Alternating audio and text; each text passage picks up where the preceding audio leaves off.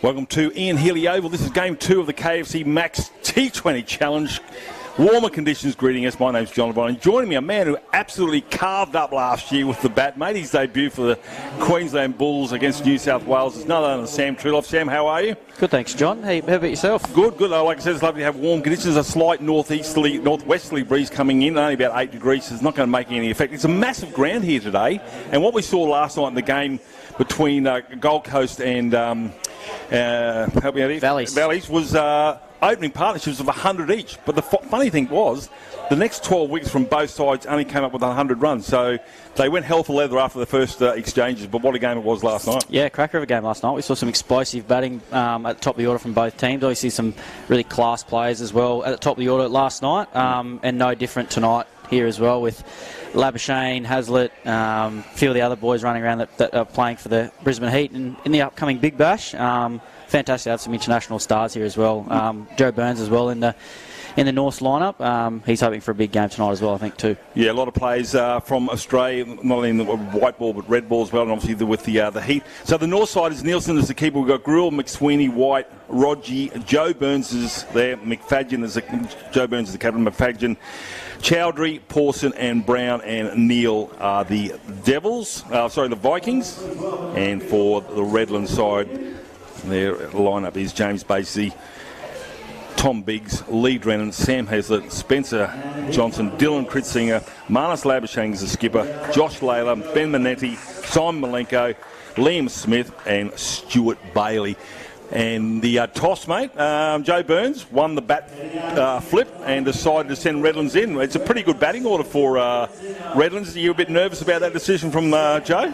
I don't think so. I think the dew probably will come into play again tonight. So from what I saw last night, the ball seemed to slide on a little bit once the dew sort of came in after probably sort of the first 45 minutes of the game. So I think Joe was hoping that the wicket's a little bit quicker and a little bit faster to bat on a bit later on, so the top order can go to town a little bit later on tonight. So we've got Sammy Hazlitt and Kritsinger opening the batting, and very nice of Sam to take guard first up. Yeah, I think has interesting opening the batting. He batted in the middle order a little bit last year for the Heat, but it's always sort of seen at the top of the order for Redlands, his club side. So, and Kritsinger as well, talented young player, left-hand, right-hand combination at the top of the order. So I think has to be looking to take the bowling on in this first 4 over power play. Obviously, we have the power surge a little bit later on in the innings, so only 4 overs for this first power play. So McFadgen will open the bowling from the northern end here at Ian Healy Oval.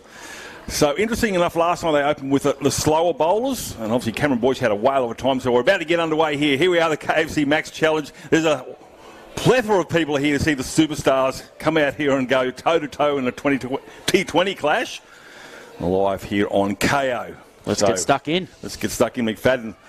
No slips, as we wait for Donovan Koch to get things underway in first ball. That one's an under edge to the keeper, so not sure what page of the textbook that one is, Sam.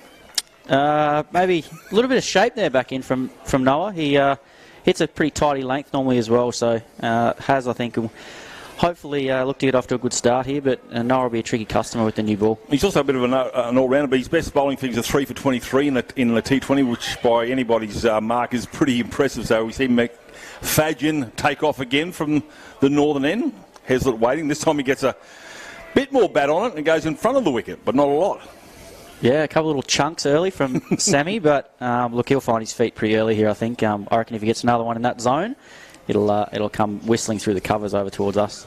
So we've got a wide gully, backward point, cover, mid-on, mid-off, and we've got a man right in the deep on cow corner, so McFadgen again to Hazlitt. That one tries to edge that one into the gloves, but he's taking his time to get his eye in, Sammy Triloff. Yeah, he is. I think maybe it might take a little bit to adjust to the lights. Obviously, a lot of the club players aren't obviously exposed to night cricket too much at all. So, but pretty good lengths to start off with from Noah, and obviously there might be a little bit of movement there as well early on with the new ball. Again, he has a go, and Sammy Hazlitt looking trying to get the middle of the bat. This time he does, and he smacks that through cover, and that's 4 runs. Well, don't worry about the first 3 pills. He's found his mark, so first runs.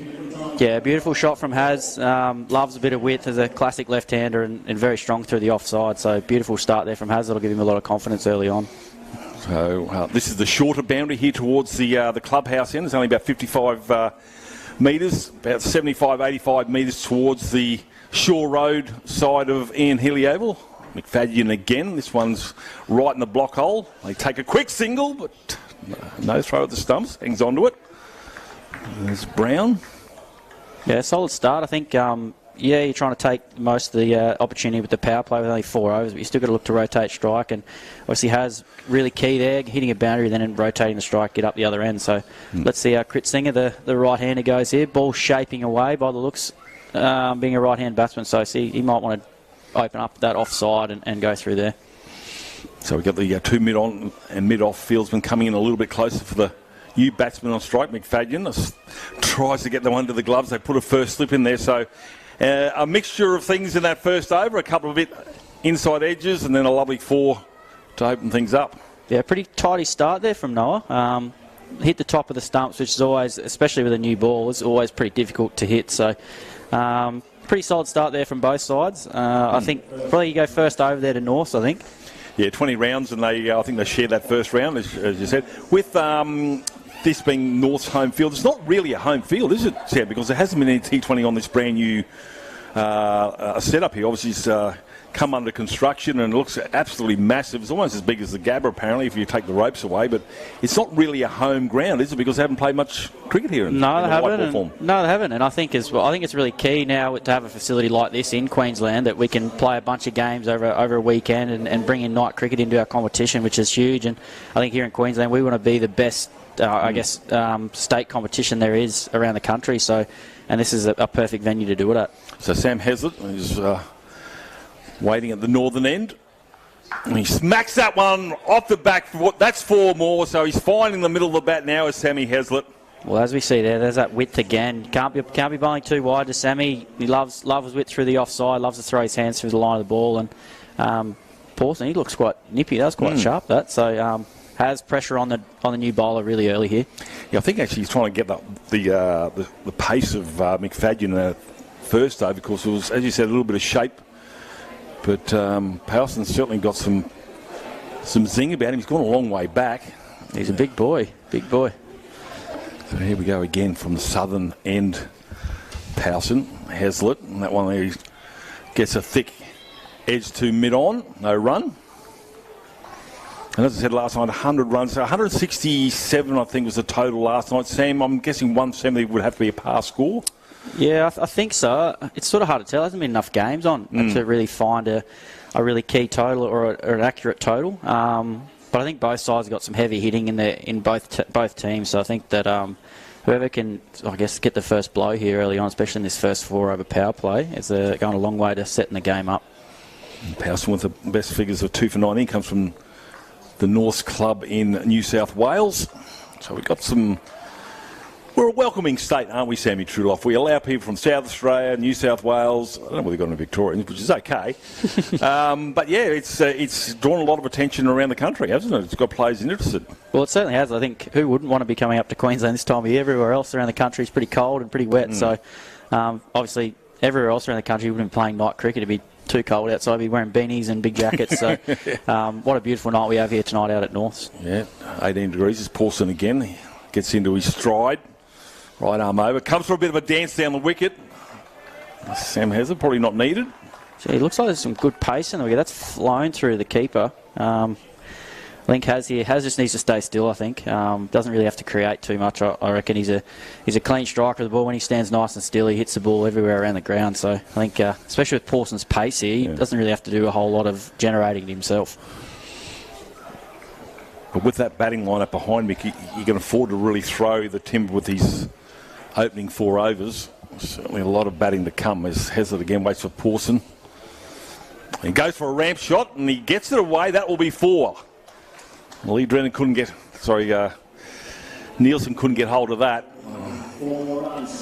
Pretty creative there from Has. Obviously he went away. He sort of himself, probably swung a little bit hard at that first one. So once again, use the pace, fine leg up. The way the players play these days and how common that shot is, it's pretty easy shot now these days for the batters. So I think Look, that puts pressure back on Pawson as well because he can't then go too full because has got the ramp option as well. But as we've seen earlier, if he hits back of a length and goes across Sammy, he's going to carve him through the offside. So a deep cover out now, so maybe a bit of pace off to get Sammy hit out to the sweeper. What's in the bag of tricks of Sammy Hesley this time? This time he goes for a slash and an edge. And he's on his way, Sammy Hesley. He gets an edge into the gloves of Nielsen, and the first wicket is gone for Redlands, and the Tigers lose their first on the score of 13. Not given. Not given. Maybe not. There you go. A little scratch there? Yeah, well, I thought it was out. Lucky I'm not the umpire.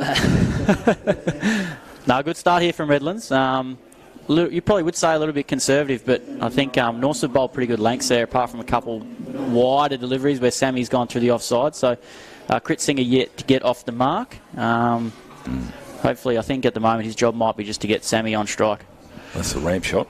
I hate the ramp shot, by the way, Sam. I think you've already heard me say that in commentary before. Yeah. Just so much disrespect to a bowler who's charging in to do something fancy like that. Anyway, it's McFadden again. This time off the back foot beats point, and that might go all the way. It's the longest boundary here at Ian Healy Oval. It's going to be rounded up. They're thinking about coming back for 3. Bit of a stutter, but they'll come back and they'll complete 3 in the end. Yeah, we saw last night that bigger side, a lot of 3s run, especially once the dew came in. The ball sort of sat out in the outfield a little bit. Nice start there from Kritsinger, 3 off 2, and once again Haz is back on strike. So it'll be interesting to see if he tries to line up McFadden here. Ball sort of going the one way the whole time, and he sort of hit a length. So wouldn't be surprised if Sammy tries to use his feet and go back over his head.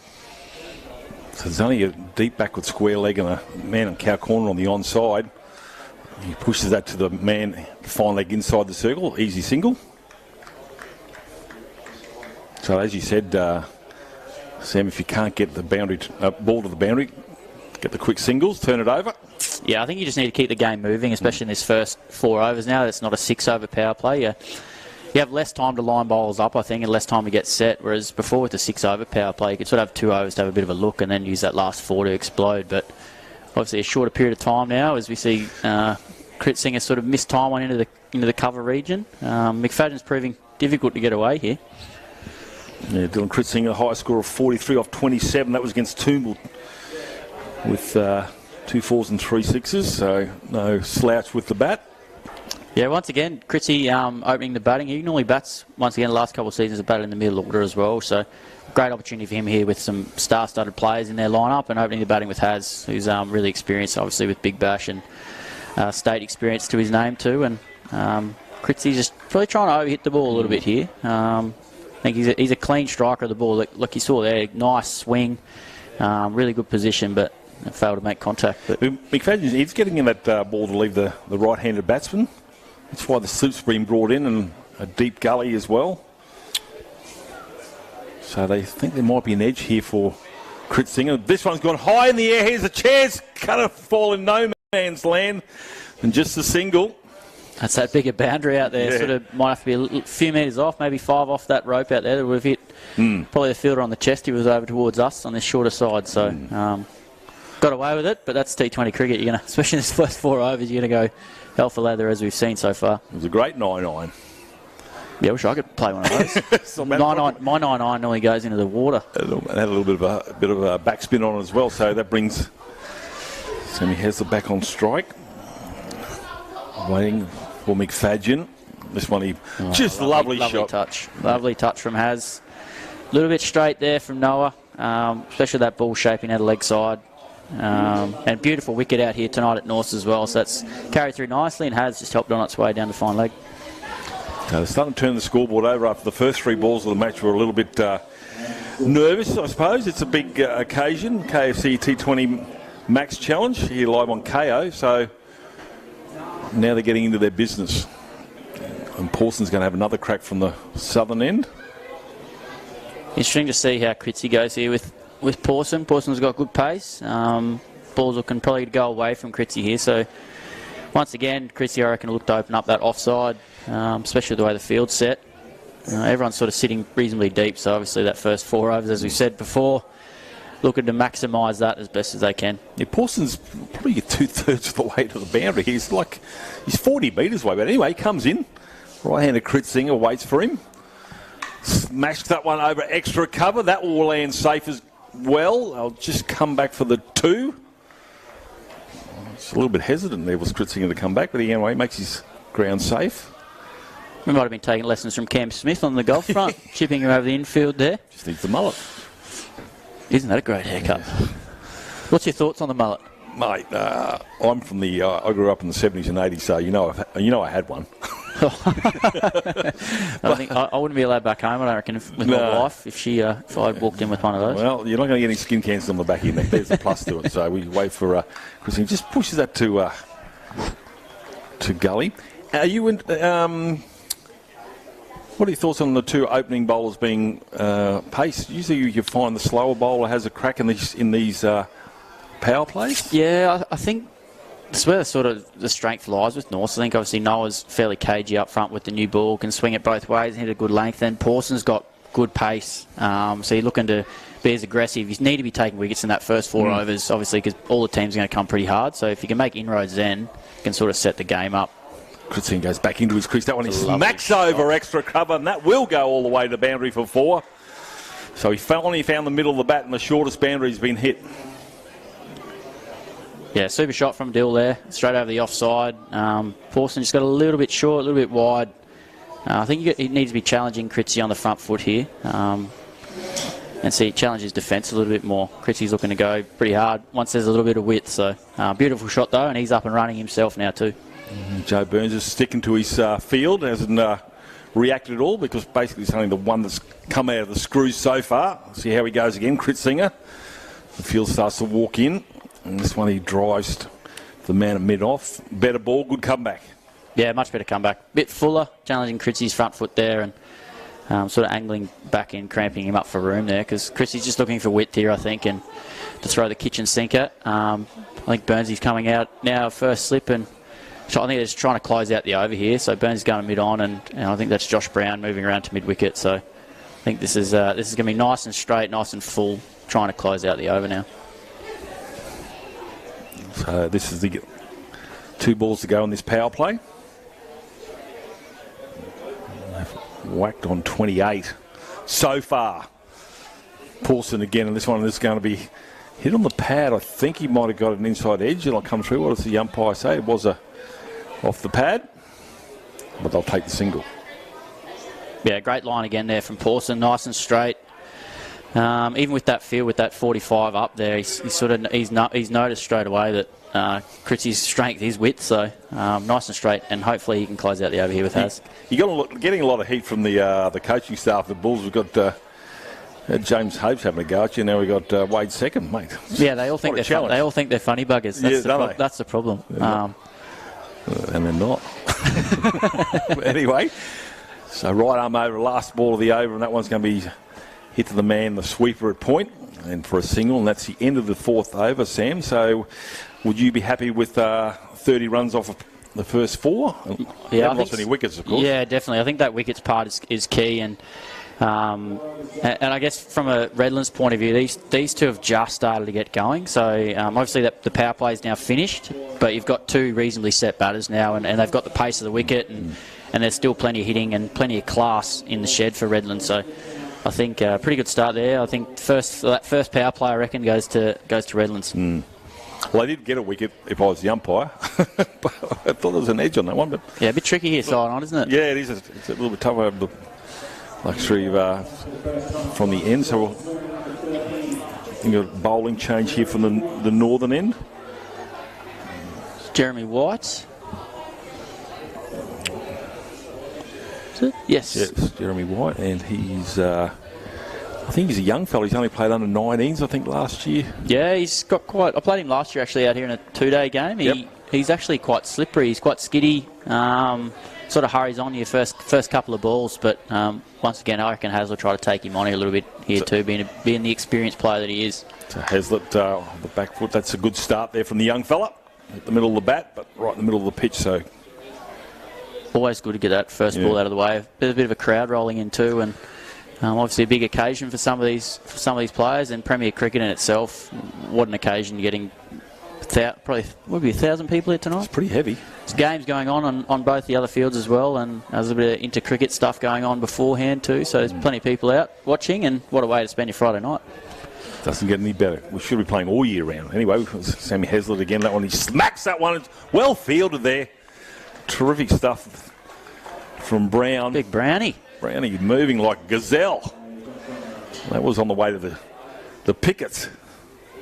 Yeah, Sammy Hazlitt striking the ball quite nicely now. It's sort of, if he can bat deep into this innings with the hitting to come, I think 170 could maybe be a little bit under par for Redlands, maybe. He found a big. He started hitting him big last year, didn't he? The back end of the season for the Heat. Was that last year or the year before? No, last year. Closed the year off really well. There's one game there, I think, against the Thunder where he was battling his first sort of 20 balls, ended up 70 off 40 or something, smacked him at the end. Yeah. So once again, he's a class player and has been playing in the Big Bash for a little while now. Probably hasn't, from his own probably personal standards, he probably hasn't taken it by storm as what he would have hoped. But last year you saw some real highlights of him at the back end, and he's maturing as a player as well. So look, expect a big year from Haz. I think I nominated him for the leading run scorer in this comp this year too. So come on, Haz, help me out. There you go. Proving wrong. We'll just go straight down the throw to somebody shortly. Kritzinger, they put a man right back at mid-on after that big whoosh in the previous couple of overs. That one is hit it in the air, and this should be safe. Brownie's going to take the catch. They make the breakthrough. The young fella strikes, and Redlands finally lose their first wicket on 31. Yeah, beautiful bowling there from White. As we spoke about earlier on, he's a little bit skinny and a little bit quicker onto you than what you think. So high on the bat there with Kritzy, obviously trying to take on this short boundary out here, but looked like a bit of stickers there. So and a nice easy catch for Big Brownie there at mid-wicket. So just a loose shot there, but I just wonder whether he tried to see if he could get over that man who was at deep long on. But he didn't quite get enough of it. Went a bit early. It's a bit of a swat shot, really, wasn't it, Sam? Wasn't a... Yeah, just didn't quite get it. Right idea. Short boundary and big up over here at mid-wicket. But now, gee, you lose Kritzinger and you bring the number one test batter in the world to the crease now too. So it doesn't get any easier for Norse. But obviously, plenty of applause as Marnus as walking out to bat. And I'm looking forward to watching this. How good is it that we have the KFC T20 Max Challenge here, and we are at North Oval, and the kids are out here watching the number one batsman in the world, Shield players, players from interstate here, players of today, stars of tomorrow. It's just outstanding, and I think it's wonderful work from Queensland Cricket to have this spectacle at a venue like this, and so the kids can come out. It's not like the NRL Grand Final where we're at starting at midnight and finishing at 3 in the morning. The kids can come out and watch the whole game, can't they? Yeah, fantastic, and Friday night even better too. I think parents are pretty happy to get the kids out of the house and spend a night at the cricket and then fall asleep in the car on the way home, and then happy days, wake up Saturday morning, you're good to go again. But what a spectacle, and what an opportunity for these players and these spectators to see some really class players around the state and internationally as well. Yeah, White with 1 foot. Oh, he's got an edge, has he? Waiting for the... he's going to walk. So he's made the breakthrough. He's got 2 from 2, and Marnus Labuschank's on his way with an edge into the gloves of Nielsen. Can you believe it?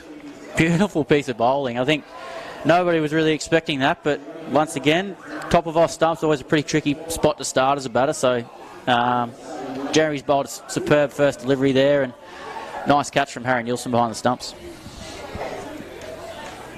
Wow, that silenced the crowd.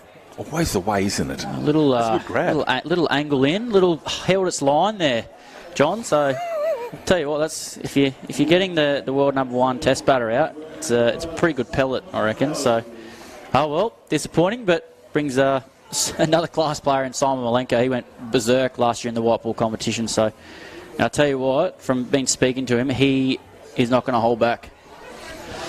Yeah, former Peter Burge medal winner is Simon Milenko. Went to Tasmania for a little while. He went to the dark side, but now he's back. He is, yeah. Spent a number of years down in Tassie to take up a little bit more of a full-time opportunity with Tasmania and played all 3 formats for them. Played with the Hurricanes and sort of retired back here once he's finished up down in Tassie. Moved back to the Sunshine State.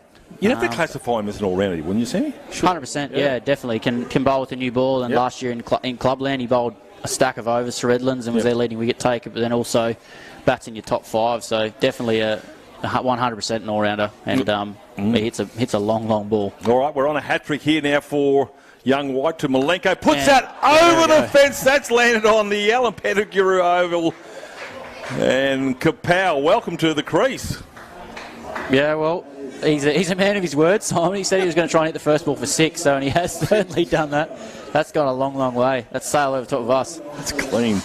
That's clean and gone. And they might have to put some helmets on themselves over on Alan Pettigrew over where the second grade are playing.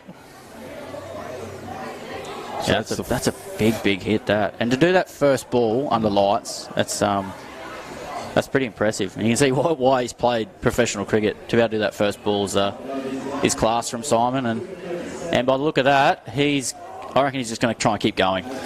Well, it's the shortest boundary, so anything's on the legs is probably going to end up in the same direction. But yeah, so young White just brought back to earth there for a second after getting 2 pretty handy wickets. That's once again T20 cricket, isn't it? It's a cruel game. You can start really well, Yep. couple early wickets, the wicket of the #1 Test batter in the world, and then your hat-trick ball disappears 45 metres over the fence. But pretty good start there from White, 2 for 7 with a 6. You're taking that every day of the week, aren't you? Yeah, that's the first, and it was the first 6 of the match. I think Sam Neal is going to have a trundle from the city end. Yeah, Sammy's another pretty impressive young fast bowler and bats a little bit too. So bustling sort of run up and bowls quite a heavy ball. He's got good skills, can swing the ball both ways. I'm not sure whether the White Kookaburra will swing after Simon dispatched it last over, but I wonder if the right ball came back, because there is a game over there. Let's see what happens. No one's doubling up. There's a bit of an appeal. They go for a quick single. He was gone for all money if they had a hit. They would have been out. There you go, a little bit of shape, and then wasn't even halfway down the wicket then. And he's quick too, Haz. So Sam Neal, 12 matches last year. I think the 46 runs, best bowling figures 3 for 19. But he's got 11 wickets. Yeah, I think this is really his role in this team. Is obviously they had some firepower up front with the new ball bowlers, some good pace, and then some good skills with McFadden. But I think Neely here is going to be really key in this middle part of the game with the field spread. Changes pace quite effectively too, and look to get the ball hit out to the sweepers. But from what we saw with Simon's first ball, it's either going to the sweeper or over the sweeper, I reckon. Well, that boundary's still not long enough after that last shot. No, he's hitting that in the car park on that other side too. So, that's a beautiful delivery. Showing respect there for a great second pill there from Neil. Oh, that's a terrific ball. Try and play that one, Sam. Yeah, that's a tough one. Still swinging a little bit. Field boys that played out here last week in a few night games, they said that it swung quite a lot once the sort of the dew came in as well. So once again, top of the stump's always a tricky spot to hit as a batter. So great start from Neely here. Again, so he's making him think. Milenko. What am I doing? Still a little bit of shape there, Neely. So he's been effective straight up here. No runs off his first 3 deliveries and field spread. It'll be interesting to see how Simon goes about things here. He doesn't want to face too many dot balls. Like I said, there's no breeze to speak of. It's kind of muggy. And that one's pushed to cover for just a single. I reckon that's the first block shot I've seen from Simon in the last 4 seasons. Don't say matches because I don't think it's possible. Yeah, incredible. Well, that's just showing a bit of respect for young Neil. Just obviously beat him with an absolute jaffa beforehand, and he's someone that when you play against North, I know as a rival club, every time you play against North, he's one of the ones you do sort of watch out for and note on their team list that he's really effective for them, and he's a class player. So he started beautifully here. Sam Hezza just another single to the total. That takes them to 2 for 40. Yeah, run rate's just dropped below 7 there. They had a reasonable start, but once again, wickets in the sheds. But once again, wickets also slow that run rate down as well. So I think North, if they can grab one of these two in the next couple of overs, it really puts the brakes on Redlands. So nearly be looking for a sneaky little wicket here, I think. Goes back into his crease. That one's pulled, almost cleans up Donovan Kosh at square leg, and that'll be just a single. Yeah, great use of the field that's been set for him with the man out at deep square. And fantastic, really clever way to get out of the over as well. Good over from Neil, just the 4 runs off it. Beat the bat of Simon Milenko comprehensively. We talk about the international players that are here. We've also got the international umpire in Donovan Kosh. Yeah, Donovan, he's been around the grade scene for a long period of time as well, and doing some WBBL, some BBL games, and he might have done some women's international cricket too, hasn't he? So he went over, he's doing the under-19 World Cup in, I think it was a qualifier in Bali, so he went over there and did some stuff, and he didn't bring me anything back, but I talked to him about that beforehand. But disappointing. But it's interesting. And I don't want to get off topic too. Donald Kosh, I was talking to him before the game here about this game, and how did you enjoy your break? He said, we don't have a break. In the winter, they travel to regional areas and hold workshop with umpires in the bush. How good. Yeah, fantastic. Just a way for those guys to give back to the game and I guess in their discipline in the game of cricket. So, look, Donovan's a great fella, and always when he's on the umpire sheet for you to rock up to a game on the weekend, you always know you're going to get high quality umpiring. But he's also a really good fella as well, and has a good chat out in the ground, and then also has a great chat after the match as well. We've got Sam Nikhil Chowdhury. Fast leg spin here. He's going to look to slide the ball in at the stumps here to Simon. So if he gets short, we're in danger over this side, I think. Oh, that's gone through the gate. Chowdhury. Yeah, Simon's sizing up this short boundary over here. I think majority of the ball's going to be trying to get hit over this way. And there it goes. There we go. Sammy Truloff's called it. That one's gone into the groundsman shed here at Ian Healy Oval. So a big 6. Yeah, clean again from Simon. Super strong on that slog sweep, and with Nicky not really spinning the ball, sliding into Simon's arc there. So interesting to see what Nicky comes back with here. But once again, clean striking from Simon, and what a way to start the over. Pressure's right on North here in this set, and especially with this short boundary leg side. Nicky Chowdhury, also you classify as a bit of an bowling all-rounder. 68 high score last year and 3 for 32 his best bowling figures. So. Yeah, definitely class white ball cricketer in particular. He plays spin really well. Great competitor, and his little leg spinners that he bowls are quite tricky, especially tonight. I think with the ball sliding on, he might be tough work, but if he gets his length wrong, Simon will definitely hurt him over this leg side. So, but yeah, once again, he's another one of the players in the competition that on his day can really light up the game. So, yeah, we're still waiting for this ball to come back. Actually, it could be till midnight at this stage. The interesting thing, we've got the new balls, box of balls coming up, but here at Ian Healy Oval, I know they've got the mesh in front of the majority of the clubhouse. We don't have it in front of us, Sam. No, we don't. Hopefully, we're a target. Hopefully the spectators in front of us can catch, because we got windows and doors and things in front. But if Simon's batting, I think they're going over the top of us. Short boundary was pretty good. Yeah, I think we're pretty safe where we are at the moment. So the next game here live on KO will be at 6:30 p.m. here at Ian Healy Oval, University of Queensland up against South Brisbane. And then all weekend, all the Premier A-grade games will be live on the YouTube channel on the Matchday Centre of Queensland Premier Cricket. So you can watch from your lounge room, which is my favourite spot to do everything. And the mighty Western Suburbs are on here tomorrow night, my club. So, looking forward to that. How are we looking? I know Chowdhury's got the ball. We'll come back to that. This one's, he's got some bat on that. Just going to see what it must have done. Otherwise, it would have been called a wide. So, wonder the total. Yeah, you can see Simon there stepping outside off stump. He just really wants to access that leg side, and probably got the perfect ball. Maybe went a little bit too far offside to try and access this short leg side boundary. I think Haz's job here with the way left hand, right hand, I think Haz's job is just to get off strike and let Simon try and clear the pickets over this side. Big gap at midweek for Sam Hazard, but decides to put that along the grass and round the fieldsman, just the one. Yeah, perfect batting there from Haz. Hit him all nice and firmly, but fielder's set back on the ring, so clever batting, and let's see what Simon got for us this delivery. Yeah, Joe Burns was, as a skipper, he's probably not used to this field changing bowlers, how many overs, how many people inside and outside the circle. And this one has been it's a good flight there, and it's actually going to be a leg by.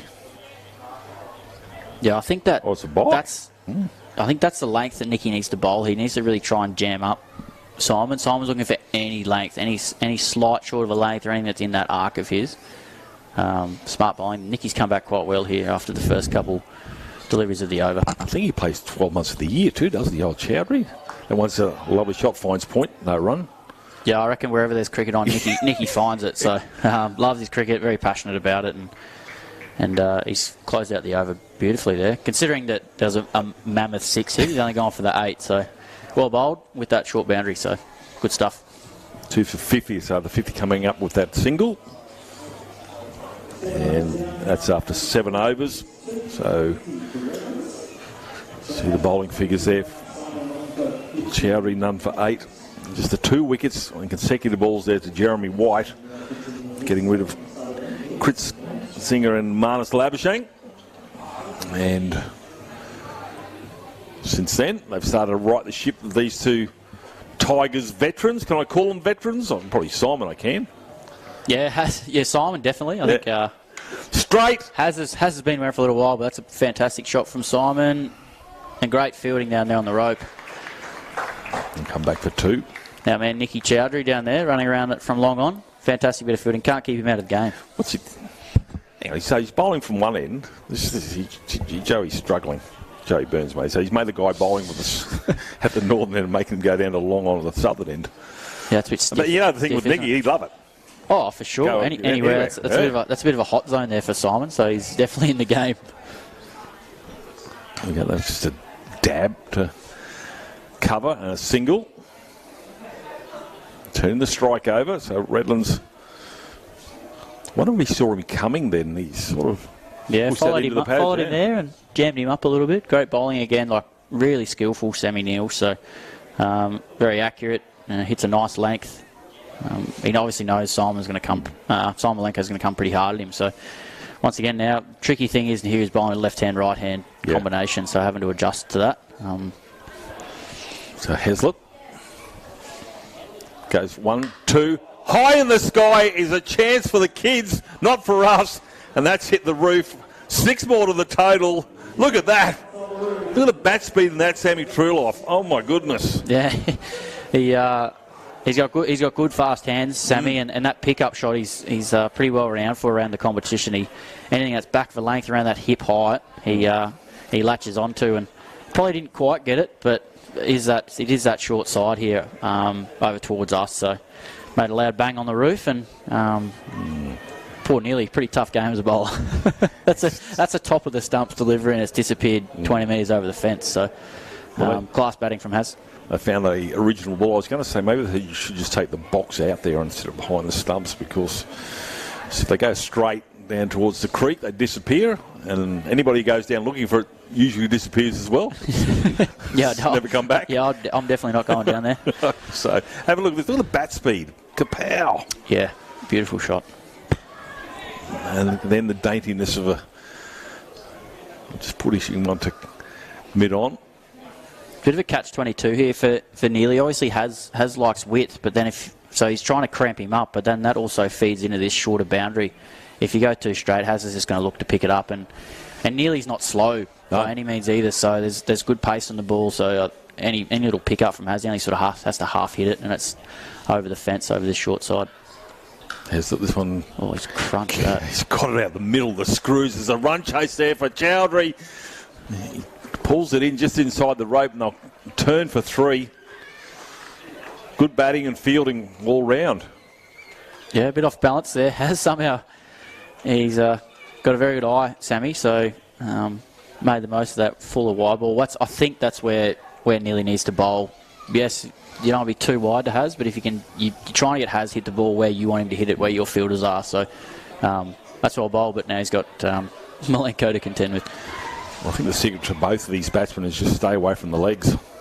Yeah, I think so. I think he'll need to go either into the wicket here or nice and straight, try and tuck Simon up, getting hit to that longer side where he's got all that protection. As we see, short fine leg go back and mid-on coming back up into the circle. So I think a bit of maybe back of a length here into the wicket. Yep. Good bowling. One, they're going to push the hand. Here they come back for 2. He's on his bike and, well, I think Simon Milenko will say that's good running from a veteran, John. Yeah, he said to me the other day, actually, he said he had a bit of a bowl last week, and the next day he said he barely could get out of bed. So, and he said he wasn't going to be running too much tonight, so I reckon that might be the last of the 2s we see from Simon. So, is there a bowling change? There is again. I think is a White coming back on. Yeah, the double wicket taker. Yeah. Well, the 2 overs got the breakthrough and that was in the 5th or 6th over after the power play came on. Got rid of Kritzinger and Marnus Labuschagne first ball. You'll remember that one. Oh, definitely. He's going to play that over and over again. So White pulls that one. There's a man in the deep. Just the one. Now, Simon Milenko in the zone at the moment. Yeah, this could be has single short boundary this side.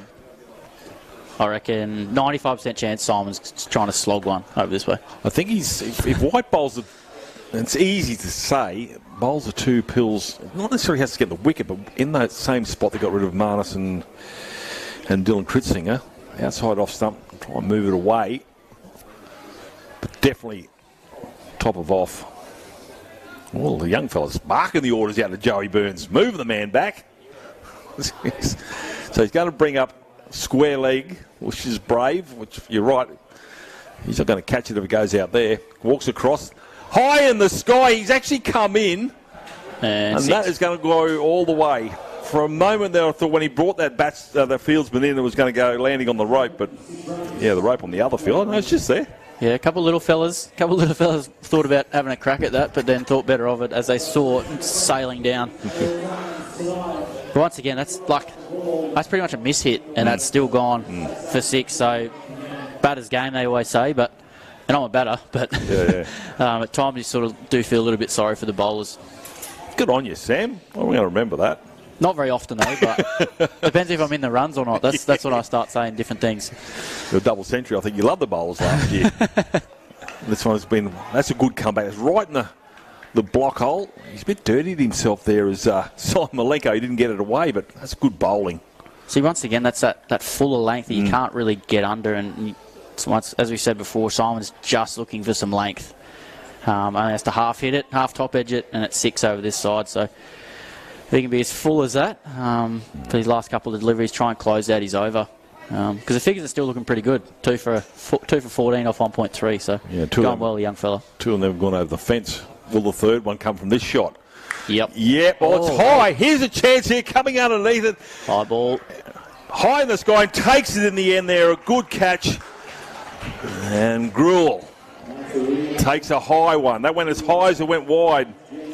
Yeah, well bowled, Jeremy White. Took a lot of courage there to keep going at Simon's stumps there, and he knew Simon was coming at him, but hard into the wicket. Simon just little top edge, and fantastic catch out here by Addy Gruel. He's a very good fielder, so they'll safe as houses, I think. That thing would have gone that high, would look like one of the stars. Yeah.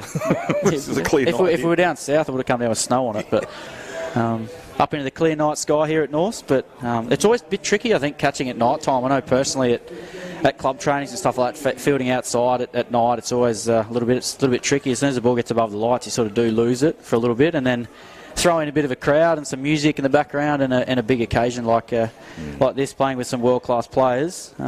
He's done a great job. So that, won't say was the reason why, but maybe it came into the mindset of Milenko to go after that, after the square leg had been pulled in side the fence. I know it was going to go over his head if he got hold of it, but I think he might have thought, well, even if I miss time, this is still going to go safe because that man's come in. But unfortunately, he went a little bit wider and found Addy Gruel.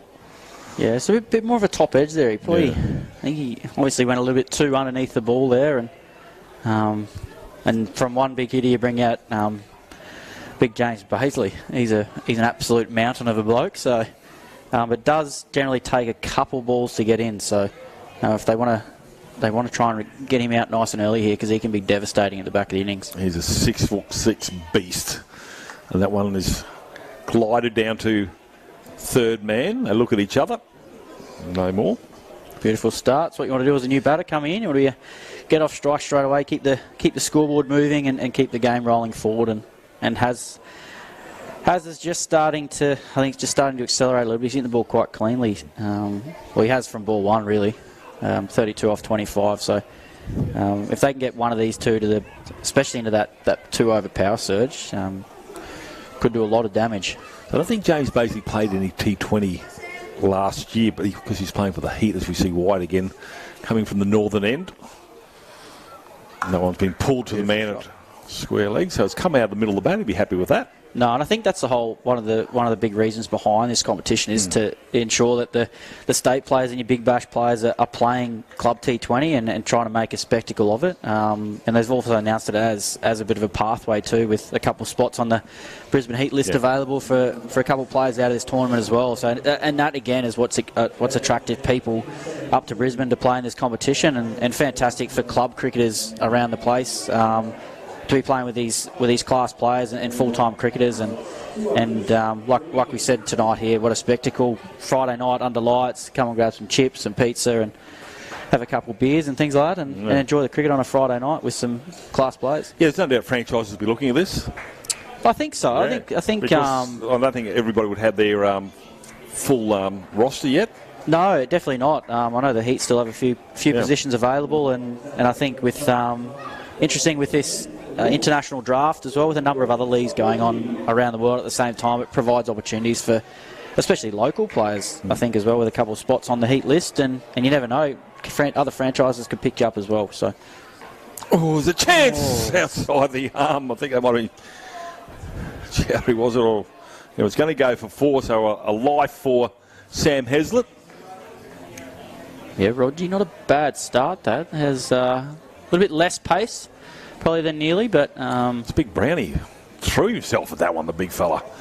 I should have known it was him because I could feel the ground shake when he landed from about 80 metres away. Yeah, he's a big man, Brownie. Hits a big ball too. He'd be very interesting to watch later on tonight. So Heslett. That one's off the back foot, finds the sweeper out in the deep. So Rogie, good start. Might just if you can finish this one off, it'll probably be the most economical over of the innings so far. But as I said, James Bazley, highest score of 49, best bowling figures of 3 for 28. So I'm sure that 49 came in lickety split. Yep, definitely. I can imagine so. He made a few longer format hundreds as well for Redlands off not many deliveries, so he definitely gives him a good belt and bowls some good seam ups too. So he's he's popped that in the air. He's going to fall short of half volley. He's going to beat the fieldsman in Pawson, and they'll come back for 2. But hearts in the mouths of the man coming in next. He might have been on the golf course as well himself. I think there's a little chip in there, but the slow ball. I was going to say to you before, Sam, we've lost the art of the slower ball because you just don't see it much anymore from the quicks. I think at times the batters are so skillful these days. Like a lot of guys now set up for a slow ball and just react to the ball that's on pace. So the slow ball at times, if you bowl it too slow, it actually becomes quite easy to hit. Yep. So. But early doors against a new batter, it's quite effective. Just the batter's trying to get the pace of the wicket, trying to get the rhythm of the bowler as well. Obviously, bowlers got different gathers and different actions and different release points. So I think it's still in the game, but I think it doesn't get used. Doesn't get used enough. Sammy Heslett puts this one into the gap. Oh, what a catch in the deep! It's an absolute screamer. Oh, he's taken it right on the ropes. And Pawson has reeled that one in, and the Tigers have lost their 3rd. Wow, what a catch. Cracking catch. Made fantastic ground right out here in front of us. Out to his right. And got 2 mitts to it, which is even more impressive. Looks like a good athlete, Pawson. We saw him bowl nice and fast early, and they needed that. The Vikings needed that with Has just starting to get going. So once again, wickets stem the score flow and scoreboard. So yes, we see Lee Drennan walk out to the crease, but well batted Has 38 off 28. Fantastic catch. It's a scream that actually reminds me a little bit, I think it was Liam Guthrie, who plays now for Wynnum when he's playing for South Australia. South Australia? WA. He's actually contracted here with Queensland now. That's right, so. He took the Wynnum side, but he took an absolute screamer like that in the deep, just both hands. So that's just glorious stuff. The players are so athletic these days. Even the bowlers get stuck out on the rope. Normally have pretty good throwing arms, but... Mate, I would have stopped playing cricket if I had to go through what these fast bowlers done. I would have bowled one season and said, I'm not playing anymore. You want me to do what? Yeah, but I was going to ask you about the slower ball, Sam. Can you guys read it more now? Do batsmen really focus on what that ball is looking like in the hand of the bowler? Well, first of all, you get to see a lot of footage these days too of get to watch a lot of stuff online, and obviously all these games being live streamed, you actually can see what different variations bowlers have, and you can sort of set your game up around that. And then you sort of get an idea of different release points about what kind of slow ball it is and how it reacts. Like a back of the hand slow ball is generally quite loopy and has a little bit of top spin, but then you got guys that bowl the off spinning one that doesn't have as much pace off of it, but sort of does sort of stick into the wicket and can sort of skid into the right-handed batter. But then you got guys now that can bowl leg cutters as well that go the other way, away from the right-handed batter. But and then guys now are going sort of baseball route with knuckleballs and things like that, where the seam comes out nice and straight, but it sort of floats down a little bit. So fantastic skills these days from bowlers. Yet I think Ben Lachlan was probably one of the best exponents of it in the Big Bash. I think he said a bunch of different variations. Andrew Tye as well. And those are the guys that are really super hard to line up. Chowdhury back into the attack. That's just a lolly, and that's going to be punished to the fence. That's a donkey drop, as we used to call it. I don't know what happened there. Yeah, not the best start to the over by Nicky, but he's probably lucky to only get away with 4 there. That should have been... well, it won't hit my car because I actually had to catch an Uber from the car park to get to here. That's how far away I had to park. I'm with you there, John. Big crowd.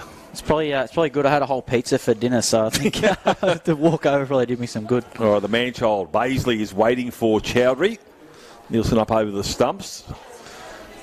Got a fly slip, and that's going to be beaten. Good comeback from Chowdhury. First one, they'd like to have that again, but I'm just going to go back to Rodgie. 1 for 8. What a start. Yeah, good start. One of those is a 6. Coming from interstate, always want to make a good impression in your first game. That one's high in the air, and it's going to go deep and almost kills that kid, but didn't get all of that in Baisley, but it's 6. I'll tell you what, Bays has got absolutely 0 of that. Because when he does hit them, they go an absolute mile. So this goes to show the power that he has. Obviously long levers as well. Got a pretty good stick there too, I think. But not great here from Nicky bowling into the wicket with this short boundary. So Baisley again. Waits. This one comes out over the top. Back of the hand, so a signal down to long off. Once again, boundary, rotate the strike, next ball. Yeah. Well bowled there from Nicky. That's his line and length to Bays, I think. Get him to hit through that offside, take away that short boundary out here. Leadren yet to get off the mark. I can just see him out there. He's just a little bit taller than the stumps. Have I got him covered, do you reckon, height-wise? I think you have, mate. I think you have. That helmet makes him look like he's one of the Mario brothers. Very small, Lee Drennan. And that moustache. He's got a good moustache under that grill there too. It's unbelievable. So this one he comes out, pops it in the air on side, but nobody's at home for that one. Brown is in the deep. That'll get him off the mark, so I'll be happy with that. Yeah, busy player, Lee. A little bit unorthodox, but scores a lot of runs for Redlands every year and fantastic behind the stumps too when Jimmy Pearson's away and unavailable for Redlands. But yeah, Lee's he could be a good hand here for Bays with the power hitting and Lee being nice and busy at the other end. Basically that one. Oh, it's a chance for a stump again, then maybe a run out. Gee, what happened then? Well, Nielsen has just gone. He's gone to catch it before it's got to him, and it's hit the tips of the gloves. And then he had another go because Bays still was out of his crease. So it could have been Bays nearly had a mid-pitch nap then. Have a look at these two in the middle, would you? They're just the long and the short of it. What'd you say?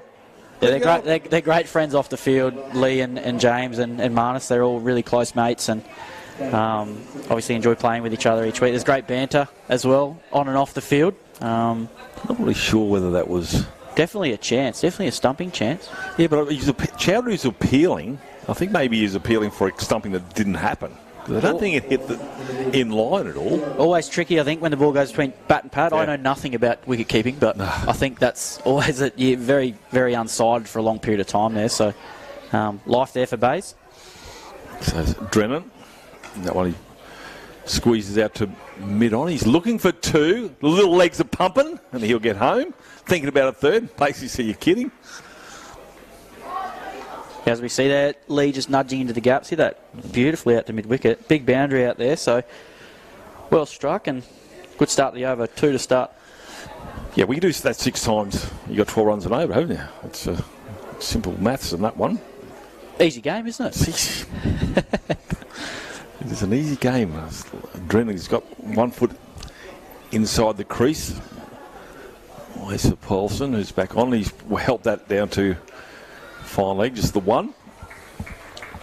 Still trying to work out what he wants to do here, Lee Drennan. Go after it or get his eye in. Yeah, his job here is just to rotate the strike and pretty strong square of the wicket. Lee being height challenge, I suppose, like myself. So he nice and busy and let Bays do the clearing of the pickets. But Lee's very effective. Plays a lap and reverse lap and things like that really effectively as well. So might use that a little bit later in the game. He's a smart cricketer. As you see Paulson again. That one goes down the leg side. Can we see our first wide? There you go. Am I wrong in saying that, Sammy Truelove? I think that's the first wide we've had. Wow, that's incredible. Is that right? Am I right? I reckon, yeah. I reckon that is the first wide. And once again, batter's game. Ball a little bit, tiny bit down leg side. Yeah. And, I like how you said that. called a wide. So I have to bowl that one again. 97. Paulson again, long run up from the city end. Drennan pulls that down to square leg, just a single. And you're right, I think that's the game plan. I think Sam Truelove is that Drennan will just get the single and give the big unit a crack when he can. Yeah, well bowled that from Paulson. Into the wicket again, utilising that longer side, those deep square fielders. See if Lee does that again. There's 55 acres there on the onside. There's I think Brown's at short mid-wicket. No, it's Chowdhury. Otherwise, there's plenty of room. He's lopped that into the gap. And I'll get one. Turn the strike over, and basically will come on strike. Hurried him up a little bit there, little Lee. Like we said before, Paulson's got good pace. So Lee's going to look to use that pace, look at the ball nice and square and keep rotating the strike. But he's bowled a good over here, Paulson, looking to close out with these last 2 balls. Yeah, one of those has gone over the fence. Number 21. Paisley swats that one and it's going to fall. Chowdhury's underneath it. Chowdhury will take the catch. So Paisley is on his way. Doesn't quite get all of it and finds the man in the deep, and Chowdhury swallows that one. Yeah, fantastic bit of bowling. Good catch out in the deep. That utilising once again that longer side. Fantastic catch there from Nicky and Paulson. Great reward for a really good over there, and that's a key man back in the sheds in James Paisley for Redlands. Just short of the 100. So just when it's getting away from North's Sam Truelove, they make the breakthrough, don't they? It just seems to be a partnership starting to build. It wasn't a massive partnership between Lee Drennan and James Paisley. It was starting to get their mojo together. Yeah, look, I think what you have to consider too is that there's still that 2 over power surge to come. So I reckon Paisley, they would have wanted to have Paisley in that 2 over power play, that power surge coming up. So a bit disappointing there for Redlands, but as we said before, Lee's really cagey and really clever with his laps and things like that. So obviously with 2 fielders out, it brings a less of power hitters into the game a little bit later on with that power surge. But Lee's really key now to this first innings for Redlands. Senior player, really experienced and a smart head on his shoulders. So hopefully he can do the job here for Redlands to get them up to a nice total. It's a good comeback here from Norths. Because we've got Liam Smith out there. He's, from my understanding, not a lot of runs. He's got a high score of 26 against Norths. Yeah, been around a little while now for Redlands. generally opens the batting for them when all their superstars are away. But look, he's a quality player in his own right, and what an opportunity for him here to really stand up for his team and make a statement to the competition. Pawson with his first wicket. He's got 1 ball to go in his 3rd over. Comes up against the new batsman. We've got a second slip in. And that one's just glide. A quick single. There's a chance at the bowler's end and he'll make it. Welcome to the crease. Lee Drennan got a little cylinders pumping. It wasn't his end that you had to worry about. No, little cheeky little single there, but I think when especially with these two new batters in that aren't going to, I guess, hit you over the top, will be super aggressive. I think those guys square the wicket can be quite tight in on that one. Generally, when the field's spread, that third man guy is down on the fence, so a lot of the new batters looking to run the ball down to third man. So if you can have those guys at backward point and mid-wicket really squeezing, that can cut down that one. You can also create an opportunity, as you almost saw there, with a run-out, and run-outs generally change the momentum of an innings. So maybe a bit of game awareness there from Norse, but almost an opportunity. But if you can shut those early ones down with these two new batters in, it puts a bit more pressure on them to actually force the game and hit boundaries, which they're not overly comfortable with. Sam Neill's now switched to the northern end. Joe Burns and himself having a chat about field for the new batsman. Deep square going back. Smith. He hasn't got time to get in there, but they've lost their 5th wicket, score on 100, as we see Neil come in. That one's been hit along the ground. No run, says Lee Drennan. He's looking after his teammate because he would have been running to the danger end. Very considerate of him.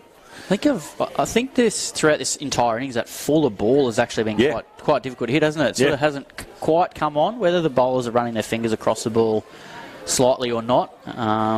But definitely the ball that's sort of been back for lengths has sort of sat in the wicket. Even the short balls have sort of sat in as well. So that drivable length has been, as we see there, though.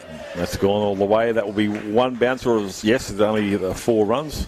And I think that looked like a little off-spinning slow ball there from Sammy Neil, but once again, over the top. Fantastic bit of ball striking there, but I think that fuller length, if you are going to swing through it, you have to go over the top, I think. If you look at the first 3 balls of the match, actually, Sam, those fuller balls with thick inside edges from Sam Heslett, I'm not saying obviously his nerves, but sort of told me that you pitch it up here, you've got, in all forms of the game, that was a full toss, and that's going to be whipped off the pads. Just the one. Yeah, North, I think, maybe haven't explored that length enough. Yeah. And obviously, like we said before, there probably hasn't been too many changes of pace. I know that that off-spinning slow ball from Neely went over mid-off for 4. But I think just mixing that pace up, especially with guys that probably don't have the power of your Baisleys and your Haslets like these two. I think Rodgie's probably the only one with a couple of slower balls. Yeah, I think he mixed his pace up quite nicely and proved quite difficult to line up. To Neil again. This one's a fuller ball again and it's pushed to point. They're going to test the arm of Chowdhury? No. And wisely so. Yeah, good hustle in there from the boundary. Nicky can't keep him out of the game, as we said before. So, I think really key partnership again. I think be close to being into the bowlers next. So, these guys need to take the game nice and deep, and they've still got that power surge up their sleeve as well. Full toss. Oh, that's going to be a no ball. This is called by the square leg umpire. So that's the first one of those. So we get a free hit along with the 4 runs. Lucky to be alive. Just a nasty one, that. I think last night we saw as well there was some sort of chest-high fullies from the quicks once that dew come in. Yeah. And you sort of start to see a little bit from where we're sitting now that is starting to get a little bit of moisture on top of the outfield out there. So the ball becomes a little bit... It becomes a piece of soap, basically, if it gets that wet. So, but what a bonus. A 4 with a no ball, plus you get a free hit now to a short boundary. I'll tell you what, I think he got that with the leading edge. Yeah, nearly hit him in the chest. Here we go, free hit. Slots it, smacks it over mid-off, and that will go for 4 runs. So a 9-run ball, that one. Yeah, that's, once again, a bit unlucky there. Pretty good piece of bowling. But beautiful batting there from Smith. Got set, nice and still.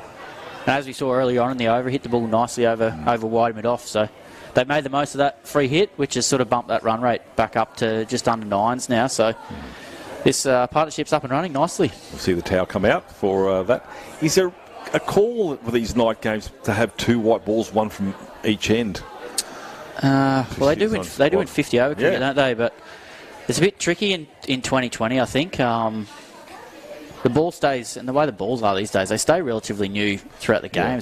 You might get to the end of a 20 over innings and the ball still has riding on it. So hence why there's plenty of maximums being hit late in innings with that ball staying nice and hard as well. And the last thing you want to do is give batsmen every opportunity, isn't it? You know, why would you give a bowler any advantage at all, Sam Trevor?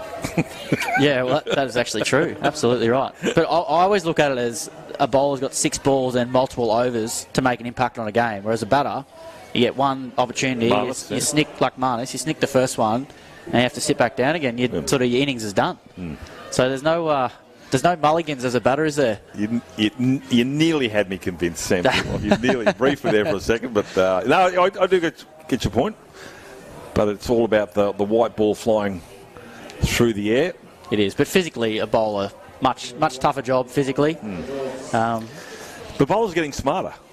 Yeah, they are. Well, these days they certainly are. They're moving forward with the game as everyone is these days, and the game's forever changing now with all these different, obviously T20 now, and you have the 100 competition going on over in the UK at the moment too. So plenty of different formats, and there's T10 these days as well, which is probably even more of a batter's game.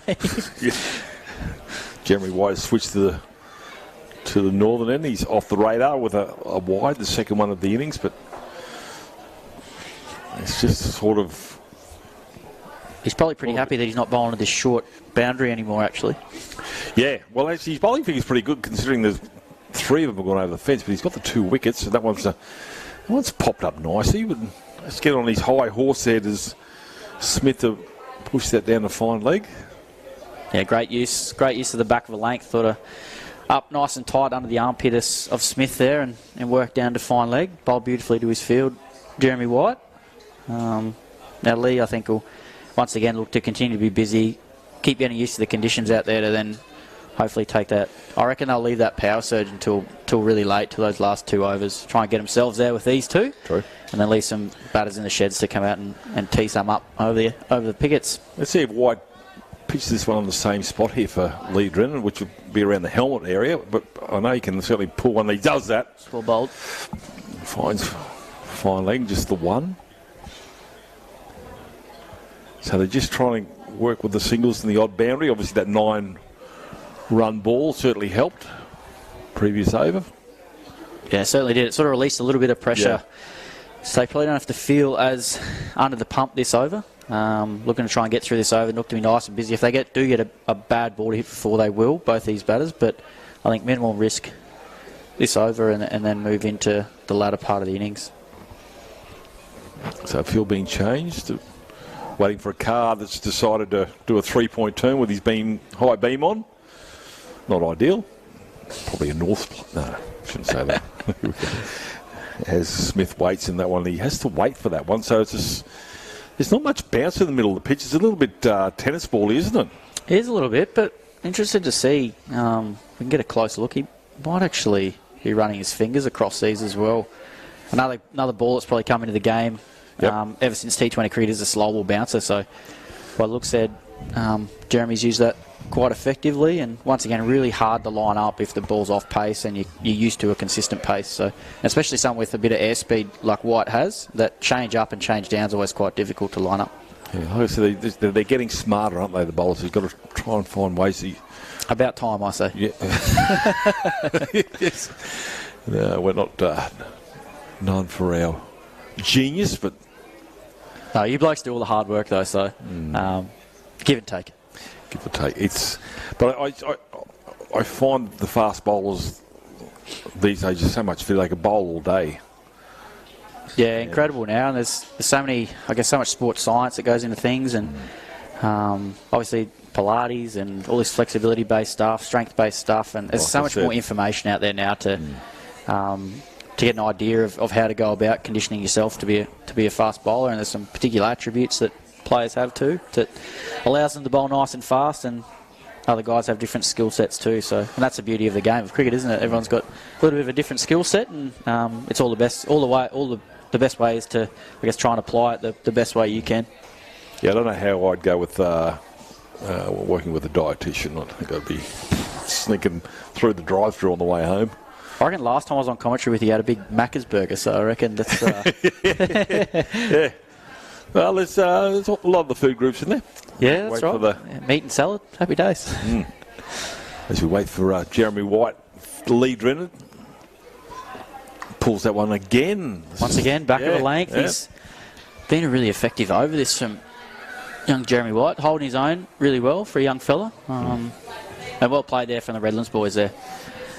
Took their time through that over, no risk, and setting themselves up for to backload the innings. So you can choose the 2 overs, and they got to go back to back, or yes, it has to be back to back, and then you get sort of they're taking it right now. Okay. So you're only allowed 2 outside the same as the power play at the start. Yeah, same as the power play at the start. Allowed 2 outside the inner circle, and it is a little bit easier now with set batters. Plus the ball not being as new isn't going to shape as much as what it does early doors. So do you like this idea?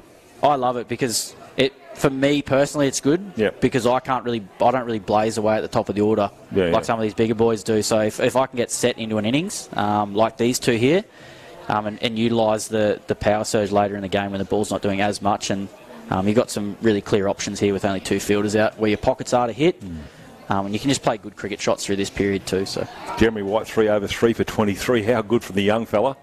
Yeah, he's bowled beautifully. Yeah, just that. Smart, and 4 of those 6 balls were exactly the same ones, and they had no answer except to just push you down the fine leg. Yeah, they were. It might have been just a subtle change of pace, I think, throughout that. But that's quite difficult to bowl consistently because you only get the 1 ball over the shoulder as a fast bowler in the white ball game. So he's bowled beautifully there to keep him under the shoulder, but then also getting the batters hit to that one side of the field, that bigger pocket. And the fact that he's got 2 foot 3 inch lead Drennan to do that and not be called for a short ball is extraordinary. This one here's high in the sky from Drennan. Chowdhury's underneath. It goes backwards. Swallows it. Drennan's on his way. And they lose their 6th wicket, the Tigers, in the power play. As we see with that batting power play, at times it can be detrimental to the batting side with a flurry of wickets. Lee looking to go big, possibly over the leg side there, I think, to that short boundary. But well bowled by Rogie. Bit of pace off, wide of the off stump. And Lee tried to fetch it to go leg side over towards us here. And fortunately, top edge and Nicky Chowdhury again in the game. He's in the game. And Rogie gets his 2nd wicket. He's bowled really, really well. He's been swapped in. I don't know what Joe Burns' tactics is. Every bowler that's come back on has come back on at the opposite end where they started their spell. So whether he's mixing it up and giving an opportunity to find something out of a different end, it seems to have paid off from Joe Burns. He's a genius as the North skipper. So where do the Tigers go from here? They've got the power play. They haven't got time to actually sit back on their laurels and get in. As we see Stewart come to the crease. No, they don't. And that was a really key wicket there. Lee possibly could have had a bit more of a look. But once again, you get 12 balls in that power surge to try and make the most of it. So, it's the way it goes sometimes. Rogie finds the middle of the bat with Stewart. Bailey Stewart. Well, he played 2nd grade last year. He got a 67, 48. His high score is 48, as 8 4s and 1 6 for 2nd grade against Toombul, so he's no slouch with the bat. Yeah, probably more of that little skidder bowler, Bailey. Another young guy on the move at Redlands there, and as we see, it's a really. I think Liam Smith's going to have to be the real senior player here, I think, and sort of talk Bailey through this little patch here, especially this power surge. Once again, it's difficult because there's not many wickets left in the sheds, but you want to try and make the most of that surge. So it'll be interesting to see what Smith's approach is here. But as we see in T20 cricket, the game changes really quickly, and I think now you'd say Norths are back on top. Definitely. They fought back at that big partnership at the start. But Stewart was, when he comes on strike, check out the back swing. It's massive, like a golfer. That was just been dabbed to the man at a wide 4th slip. Yeah, I think anyone with the preferred skill being a bowler probably generally has a pretty big backlift late innings. Yeah, they like to throw the willow a little bit, and they'll need to do that. 124 after 15. They don't want to lose any more wickets, but they certainly want to get on with it because for mine, 170 is par based on what we saw last night. Foolish ball along the grass. That's going to beat Brown. That will go all the way to the boundary. A lovely shot across the grass. 4 more. And they needed that, did the Tigers. Beautiful shot by Smith. Lovely cricket shot. And nice base, nice and still. hit the ball on the ground there. So I think this little period here is just good cricket shots in this power surge, and Redlands have to bat their 20 overs to be competitive with their score. So however they do that and however many runs they get, they're going to have to be enough. Again, this one is chance. Well, if he caught that, give him the car. This goes like a rocket. Actually, I think you might have saved Donovan Kosh's life right there. Yeah, Donovan's life and a 4. He's crushed that, Smith. But once again, really good idea. Looking to go nice and straight. Minimal risk. Obviously a drop catch, but at that point in time, hitting it that well and bowler sticking his hand out, it'd be pretty stiff to be caught. Yeah, that's a chance. Easy chance, but that boundary before beating Josh Brown, that hasn't happened today. Browning's thrown himself at everything. He's probably happy. He'd be happy about you giving him a rap there, the big fella. I don't think he really thinks of himself much as a good fielder. That's lovely good fielding.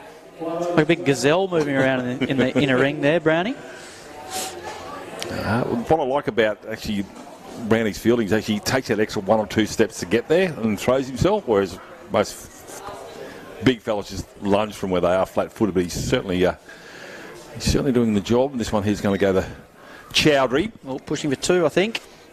Get it? No. Being overrun there by... Not sure who that was out there.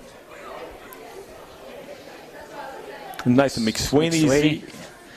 Yeah, very, very good fielder, Nathan. Now in South Australia. Obviously played a couple games at the back end last year for the Heat as a replacement player for Marnus. But obviously home club here in Brisbane at Norths, and good opportunity for him to get back home and see some family and enjoy the sunshine. Oh, cotton bowl. Has he got it? No, he's dropped it. So another chance goes to the grass. Tigers flirting with death here, and the Vikings spill another one. This one should have been swallowed. Yeah, probably came too slowly, Semi. Yeah, too much time to see that one nearly. We don't like to think. That would have been a massive wicket with then another bowler coming to the crease. So, bit of a life there for Smith. It's a Neil again. Swats that one. That'll go all the way to the rope. Long boundary out there, but he's got enough on that one to crunch it into the picket fence on the Shore Street side of the ground. Look at that. Went like a bullet. Yeah, a bit off pace there from Neely. Back into the wicket, off spinning into the wicket, but into the arc of Smith there. Stayed nice and still and made good contact out. There's a guy out at deep backward square that had to move about 5 metres and move 2 and hit the pickets. Liam Smith, 26 off 15 already, Smithy. Yeah, he's just struck the ball nicely, and he's sort of gone about it without too much drama, to be honest, apart from that little life he had 2 balls ago. Neil. High in the sky. That one's big, the longest boundary on the ground, and that's gone all the way for 6. She's got hold of that. That's a beautiful strike. Once again, Neil into the wicket, but into that arc of Smith and dispatched that over the mid-wicket fence. That's a good hit out that way. Yeah, I spoke to one of the men from North here, about 85 metres to the fence on that far side, so that's got to be close to a 100-metre tonk, that one. Yeah, see if we can do it again, contact. Smith. Well, this one's down the leg side. It's going to be a leg bite. Just saved it from a wide. Well bowled there from Neil. Smith looking to give himself some room again to free those hands up like he has the last 2 balls, but Neil, as cagey as he is, followed him nicely and took the thigh pad on the way through just for a leg bye. So 1 ball left in the over. Now, in my opinion, is this the last of the power play? Yes, it is. Yeah, last ball. This is a free hit, in my opinion. Yep. Oh, good effort. It was a great effort. That's a Brownie-like, might have. And that will be the end of the over and the second power play. So now it's back to the status quo. 8 for 142, and Smith's raced to 32 off 17. Tell you what, they made the most of that with the early wicket of Drennan in that power play there in the power surge. They made a really good fist of that, Redlands. Smith struck the ball beautifully in the last couple of overs with as we saw there on the replay, the little life he got, but the next 2 disappeared. So made the most of those as best they could, I guess, with the wickets in hand. So Bailey Stewart doing a good job here. We're going to run a ball 4 off 4, and And now they're clawing their way back here a little bit, Redlands, and still would like to see Smith bat all the way through to that last over. So Roger will continue from the northern end, bowl out his spell. Stewart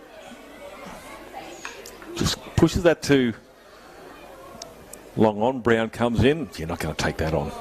Look at that. Big Brownie down at long on. Yep. Good throw. So that brings Smith on strike. He's the key, isn't he, Sam Truloff, for the Tigers opposed to a total? Yeah, definitely. Probably not one of their most renowned players. Obviously, their lineup tonight's pretty star-studded, but he's probably played the innings of the match so far. Batting beautifully. Well, there's 5 overs to go. There's every chance they will get past that 170 if these two stay out there. Just a single again. Yeah, Stewart doing a good job. Run a ball here. Getting Smith back on strike. That's his role at the moment until, I guess, a little bit later on in the innings where whenever he's on strike, it's pretty much a free hit. But at the moment, with the short boundary over this side and the way Smith's been striking him, he's the one that needs to be on strike, facing as many balls as possible. Stewart, foolish ball. That hit the chalk. That's what you need to do. And he's bowling really well. Roger, 2 for 15. Another slower ball there, taking the pace off, but some skill to do that. Back of the hand slower ball to land on the crease line. Pretty good skills.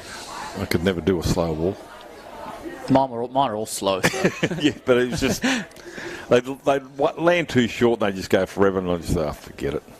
Go with swing. That's a full toss. Gets the toe of the bat onto that, and that'll boundary. Slides Fielding here by Addy. Here's a chance for a run out, and is he home? I think he is. Hits the stumps on the full. He's gone. Yeah, good fielding. Little slight fumble there. I reckon if he had that properly clean, his hands are a chance then. Addy Gruel. But great bit of fielding out here. It is slippery out there with that dew setting in, so Addy's done a great job there to cover the short boundary out here, and good return over the top of the stumps to Harry Nielsen. That's a good point you've made, actually, because he's actually got to try and get that ball into his fingers and find a little bit of seam so he can actually throw the thing. Yeah, 100%. It's tough ass. That one's short. That's 6. Hits the fence on the full here, and bang. Smith moves to 41, I should say.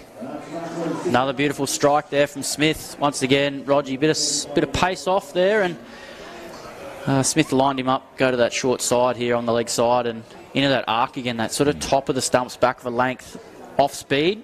To Smith at the moment is disappearing, so we'll have to go another option here. North, try and maybe drag him wide, get him hitting out to that deep cover sweeper. North only seem to have the one slow bowler in Chowdhury.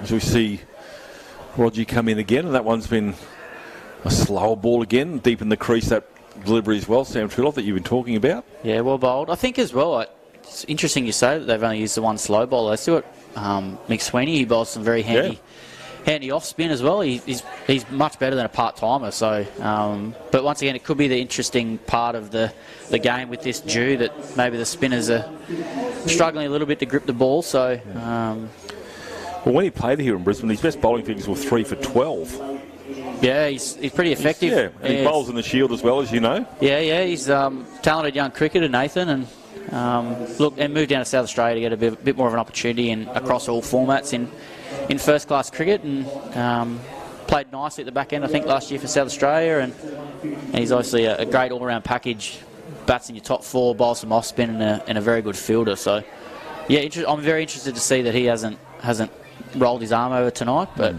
once again, he'll play a big part, I think, in the second innings with the bat. Well, at the moment, Norths don't really need us. Everybody seems to be doing their job. As we see White coming with his last over. He has 3 wickets. That one didn't get all of it. Did Stewart? They're going to come back for 2. Yeah, as we see again, that big boundary, big pockets. So picking up 2s, running nice and hard, the Redlands boys. And White bowling once again into the wicket, getting hit out of that longer side. You've got to take the 2. I mean, you half think if Norths were a little bit quicker there, that they would have been happy with a single to bring Smith on strike, but Stewart will have another go. He keeps getting 2 every ball. Yeah, absolutely. Once again, 7 off 6. Stewart doing a great job, batting at 8. Then when he's punched that down to Chowdhury, It's just a single here because he's got a radar on him. His Chow to do that straight to the stumps. Keeps it out of the lights. Yeah, I think Smith could do something a little bit different here. You generally know where White's going to bowl, judging by the last couple of balls that he's bowled in this over. Back of a length, sort of into the wicket, looking to get hit leg side. I think. Does Smith leave the crease, Sam? I think Smith could either go deeper into the crease and go leg side to open up the offside. Obviously, short boundary here. You've only got to just beat backward point and you get a boundary. So whether he does that or... We swat that one down the fine leg underneath it and dropped. And the third chance goes to the grass from the Vikings. Tough take, but should have been taken. That's Rodgy down there, I think. Yeah. Always tough down at fine. They tend to come a little bit quicker than you think, but once again, Smith, another life. Well bowled again from White, really bowling beautifully to his field, and gee, they could have used that chance there, the Vikings boys. Well, they've been so good. Addy Gruel with a great catch early. That one's been smacked down. No. That's gone for 6, has it? And might have just gone one bounce into the fence. So that's a captain and bowler killer, that. Get dropped and then next ball disappears to the boundary. Fickle game at times. But beautiful striking there from Bailey Stewart. Lovely shape, and keep yourself nice and still and clear the front leg and loft it over wide mid-on. Beautiful batting.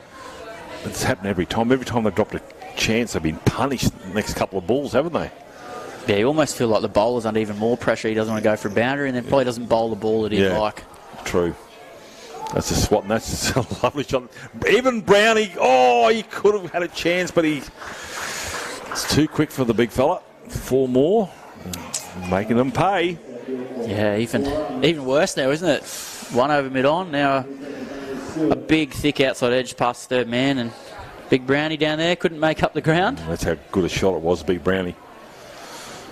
Always say calculated, those ones, the nick over.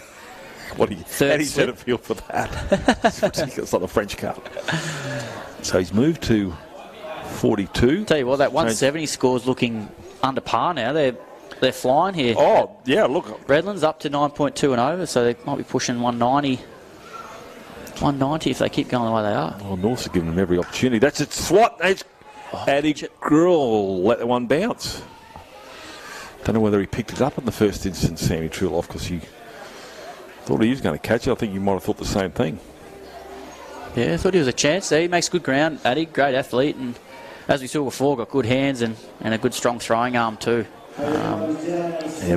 Bailey Stewart, heck of an over from him. The youngster, 17 off 10 with a couple really nice blows there, so taking a little bit of pressure off Liam Smith, but he's still the main man here at the back end of the innings. 42 off 23, batted beautifully, couple of lives, but T20 cricket, and as a batter, when you can get lives, you take them every day of the week. Especially in T20, Jeremy White finished with the figures of 3 for 36 off his 4 overs. Got a bit of stick in that last over, but he certainly won't be too upset with a couple of handy wickets earlier. No, he bowled well, the youngster, and a couple of real key wickets there early doors, and unfortunately, he could have had another one there if his fielders could hold their catches. Rodgy, he has got Rodgy come in now. 1 over left in his spell, and that one's been swatted, and that will go over Addy Gruel for 4. It beats Gruel and Brown. So that length there is such an easy pick-up length. Stewart now seeing the ball nicely and has got the pace of the wicket. This short side needs to be a little bit fuller than that and probably a little bit wider, because I think Bailey's going to keep looking to go this leg side. The Stewart's starting to join the party here, Sam Trudeloff, 21 off 11. Yeah, he said, why have I got to run a ball at the start, the youngster, and he's going hard at that. Yeah. Once again, a little bit fuller there, a little bit wider, so I think that's the play, and Rodgy, as we've seen throughout the innings, has taken the pace off, changed his pace, so as long as Bailey Stewart can't get a read on him, if he keeps going wide, he'll be pretty effective, I think. But Bailey, the way he's hitting him now, he's just going to keep going here. Stewart, full toss. Brown's underneath it, but he's going to stay well underneath. That's 6 more. Full toss, spanked over long on. That's a beautiful strike. They're never easy, those low full tosses, but Bailey, beautiful swing. Once again, staying nice and still. I think that's been a feature of his innings so far. As he's got a good base. He stayed nice and still and hit really good cricket shots. And that's another one right there. Roger under the pump here. What has happened to this one? That's a foolish ball. It's been pushed to Chowdhury, the sweeper. God, that's good work. Bit of respect there for Chowdhury from the batsman. Yeah, I reckon could have got back there for 2, I think. But who do you want on strike at this point in time? Stewart's smashing him now, but Smith has also been clearing the pickets as well, so take your pick. Smith's gone quiet, if I can say that. Yeah, 42 off 23. He's on strike now to Rogie. 2 balls left in his 4 overs. Full toss, low one again. That might go straight into Brownie. Picks it up, throws. She's got an arm on him, Brownie. Look at that. Yeah, good bit of fielding there. Surface to air missile. From the big man. Straight to him. He likes those ones. Straight to him. Big Brownie. Once again, pretty effective. Once we saw before, Bailey should hit that low full toss over wide mid-on for 6, but still a really difficult ball to clear the fence. So well bowled there from Rogie, but I think to Bailey, Bailey's going to keep going straight or leg side, so he's got to go wider of the off stump. Another full toss. This one's going to go down to Brown again. Deja vu. And that's just a single, but late full toss, if you can only cost you 1 run, you've got to be happy. Yeah, for sure. And Bailey's probably a little bit disappointed with himself there. Practicing is probably where he should have hit it, but you're spot on, Sam Trill. Those low full tosses are hard to get hold of because you've got to really actually take an extra step down and actually get right underneath it. Yeah, they are. They do prove to be difficult, and it's also a length that you're probably not expecting at this time of the innings. Either probably thinking Yorker, or I guess off pace into the wicket. So that low full toss, and generally sort of hit you before you really realise. So, but yeah, really good ball striking that over again from Stewart. So they're approaching 190 here. So they're going nicely here. Redlands, great recovery at the back end. These two have batted superbly. Yeah, when all things look grim. But in saying that, Norths have let him off the hook on 3 occasions, or 2.5, I suppose. It's a tough chance at the court and bowl. That one's down the leg side, so I'll get that one again. Nicely taken by Nielsen. Yeah, I think Norths are starting to feel the pressure a little bit here, and both batters are striking the ball beautifully. You can't really get a batter off strike and then hopefully bowl at the other guy, because both have been hitting them really clean the last sort of 5 or 6 overs. So, Pawson's a big draw card, obviously, coming from interstate, and opened the bowling with the new ball and bowls good pace as well. So, once again, stop run rate, need to be taking wickets. Pawson again to Stewart. Where's that gone? That's gone into the volleyball courts, has it? It's huge. Well, lucky. 6. He's going to ask you, and Don McCosh thinks it may have been 6, and the signal's been given by... That's a heck of a stroke. Up by the Juski. Went full flat bat, Bailey Stewart. I'll tell you what, I would not have expected this from him. From what I've seen of him and played against him in club cricket, this is really impressive. I'm just trying to... For a slight little fella, he absolutely gives it a whack. So they came together to score 123. So they put on 62, these two. And that's gone big again! It's over the side screen. Well, I'm glad I'm parked where I am, otherwise I'm in for a new windscreen. Look at that. Wow. That's an even better strike, that. Pawson's gone into the wicket, off speed again, and Bailey Stewart's lined him up, picked it, swung beautifully through the line and flat batted him back over the side screen. He had 4 runs off 4 balls, and now he's almost passing Smith. This is incredible. I wonder what the quickest T20 50 in the competition is. That's a good question. Be someone like a Josh Brown or something would have it, I reckon. Yeah, I hope so. Possibly. But geez, tell you what, I'd move him up the order next game. Bailey Stewart. I think North would have thought they had this in the bag when these two came together. Bowled him, gets a comeback here, but well batted there from Stewart. And he's going to make his way off with a great partnership with himself and Smith. That's a fantastic innings from Bailey Stewart. Great striking. Well bowled. Pawson's come back strongly there from the couple of maximums, but falling straight at the stumps. You miss, he hits, so. But Bailey, what a superb innings and beautiful striking from the young man. Came in at a really difficult time there, so he's put his team really back in front of the game now, and cracking innings from the young man. And hopefully he takes a lot of confidence out of that, and we might see him up the order next game. He'll be asking for it for sure, and well worth the question. 6 for 123 when they came together, so I'm trying to carry the one, but anyways, somewhere around the 70 odd. Yeah, fantastic partnership, and now brings more experience to the crease with Ben Menenti, a bit of a cricket journeyman. Played a little bit for the Sixers and was down in Tasmania last year and played a little bit of cricket down there for Tassie in the domestic competition, and now contracted with South Australia. So he's moved around a little bit to get his opportunity, but high quality player as well. Pawson, bowl him! So 2 of them hit the zinger bails. And he's not happy as Ben Minetti. He's come all the way here and he's out first ball. Not for the first time we've got a golden duck on the scoreboard, Sam Truloff. No, once again, beautiful bowling there from Pawson, attacking the stumps. And at pace. It's always difficult for a tail-end batter to try and hit the first ball over the pickets, and well bowled Pawson. He's come back strongly. And once again, stopping the run rate here, taking wickets. Brings Spencer Johnson to the crease from the West Torrens Club in South Australia. The bowler, obviously. Yep. Best bowling figures 3 for 10. Yeah, in and around squads for a little while now, Spencer, and I'll be excited to watch him bowl a bit later on. He's got left arm, swings it, and he's bowls with good pace. So hopefully he can throw the willow a little bit here for these last couple of balls and see if we can get that total up to close to 200. There's not a lot, not enough quality left-arm bowlers around for mine. They just seem to disappear.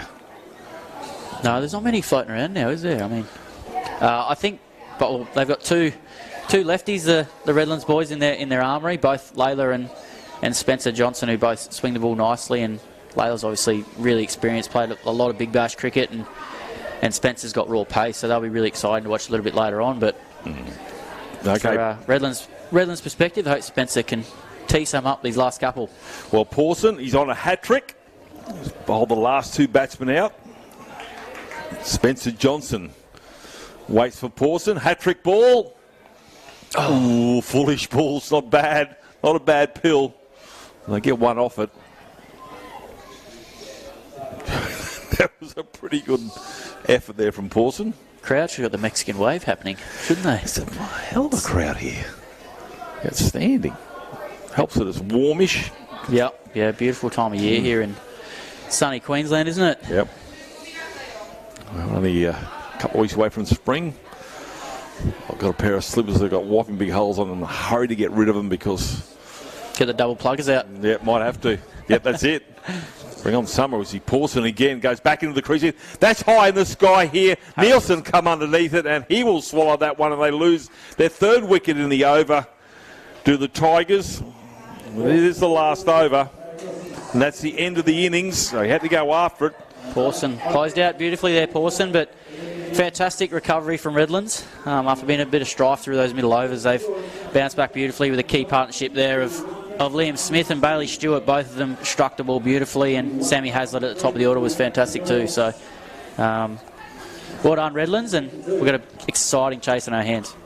Yeah, outstanding effort there from Smith and Stewart. Both of them resurrecting after 6 for 123. Once again, hard into the wicket, getting him to hit that long side, top edge, and Harry Nielsen, plenty of experience and really good keeper, so he's not putting that easy chance down. Yeah, a couple of three chances dropped there. On 2 occasions, hat-trick balls were on the cards. And well bowled by Jeremy White, and then was Pawson towards the back end. So they will go the sheds 193 to take this win, the Vikings over the Tigers in this KFC T20 Max. And we'll take a break here from Ian Healy Oval. What a wonderful spectacle. 193. We'll be back with the second innings here live on KO around the country and probably around the world.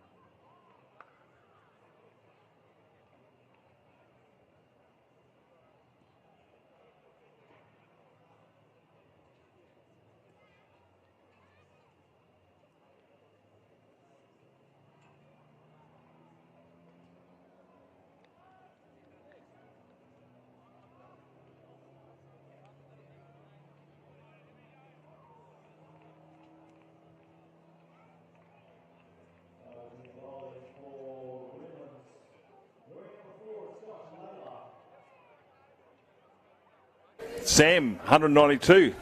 Good total. Yeah, considering where they were. Absolutely, John. Cracking total from the Tigers boys. They're in a bit of strife through the middle there, but some late order hitting got them back in the game. So, as you see, McSweeney and Big Brownie opening the batting, and first ball wide of the off stump, and from Josh Layla, wide delivery first up. So a little bit of shape there, as we spoke about in the first innings. Layla will shape it nicely back into the right hander, and looking forward to watching Big Spencer Johnson send down some thunderbolts as well. See Brown, the non-strikers in it. Nathan McSweeney waiting for one on the bat. That one he just pushes lovely into the covers. That's the longest boundary out there. They'll turn for 2. Certainly an opportunity for 3, and they'll take 3. So McSweeney off the mark with a lovely cover drive. You don't see enough of that, do you? No, class player, Nathan. Isn't super powerful like Brownie probably, but he'll play really conventional cricket shots and hits the ball all past the game. So this brings big Josh Brown, outstanding in the field in the first inning for mine. Probably 2 votes from the umpires for the player of the first innings. That one finds the middle of his bat. How far would this thing go if Josh gets hold of it, Josh Brown? Well, I reckon anyone on that field behind us in the middle of the ground is probably in a bit of danger. I reckon it's absolutely miles, Brownie, and he has done the last couple of years. Really dominated the club T20 competition, and really good test here for him as well against some high quality new ball bowling. Last year, 108 off 36 deliveries against Souths, 12 sixes and 6 fours. And against the Gold Coast, 71 off 30. So no slouch is the big dog. Smacks that one, bat speeds hard and fast, 1 bounce, 4 runs. Yeah, he doesn't muck around, Brownie. That's his zone. He's seen over the last couple of years, he's anything sort of straight at the pegs. He loves that little pickup shot over the leg side. I'm actually surprised they didn't start with a bit of spin to him, but once again, really well balanced Norse with McSweeney's a very good player of spin himself. So, you see later again. Brown smacks that one, beats the man at backward point. Doesn't beat the man at third man, but I'll come back for 2. So Marnus able to grab that one. Marnus a little bit of a hand there, I reckon. Slowed that one down, but Layla's just struggling to find his line of length here and doesn't want to get too straight. Obviously, Brownie deposited him over the leg side the ball before, and then a little bit of width there as well, which Brownie is happily to throw his hands through. Yeah, 10 runs off the first over. So far, that one's a full toss, and that one's going to find. Well, he ended up being right behind the bowler, that shot from Brown. Jeez. Interesting study from Joshy Layla. Probably none of those balls probably where he would have wanted them to be. Well, we talked about the dew out there. They did actually run the rope around the outfield between innings. And trying to make it a fair contest. Big time. Brown goes large. Hits the side screen on the full. Yeah, beautiful striking there from Brownie. That arc again. Layla swinging back into that arc, and Brownie's so powerful he doesn't really even have to hit it, but he's got that nicely, and as you said before, John, he's got nice fast hands as well. So good start here from North, none for 16, and they need every bit of that chasing the Redlands Tigers 192. Yeah, the side screen's black. I don't know if the paint came off on that one, but big hit from Brown. So yeah, as you said, Sammy Trill off 16 off the first over. The first 4 overs for Redlands was none for 31. Then they lost those 2 quick wickets. Jeremy White taking the scalps of Gritzinger and Marnus. As we see in the replay, just such a beautiful swing from Brownie's. Such a natural swing. He sort of probably wouldn't be a bad baseballer either. He probably hit a long golf ball, I'd assume too. So probably couldn't putt to save his life, but. No, he probably go past the hole, I reckon, a few times. But as we see, Sammy Hazlitt.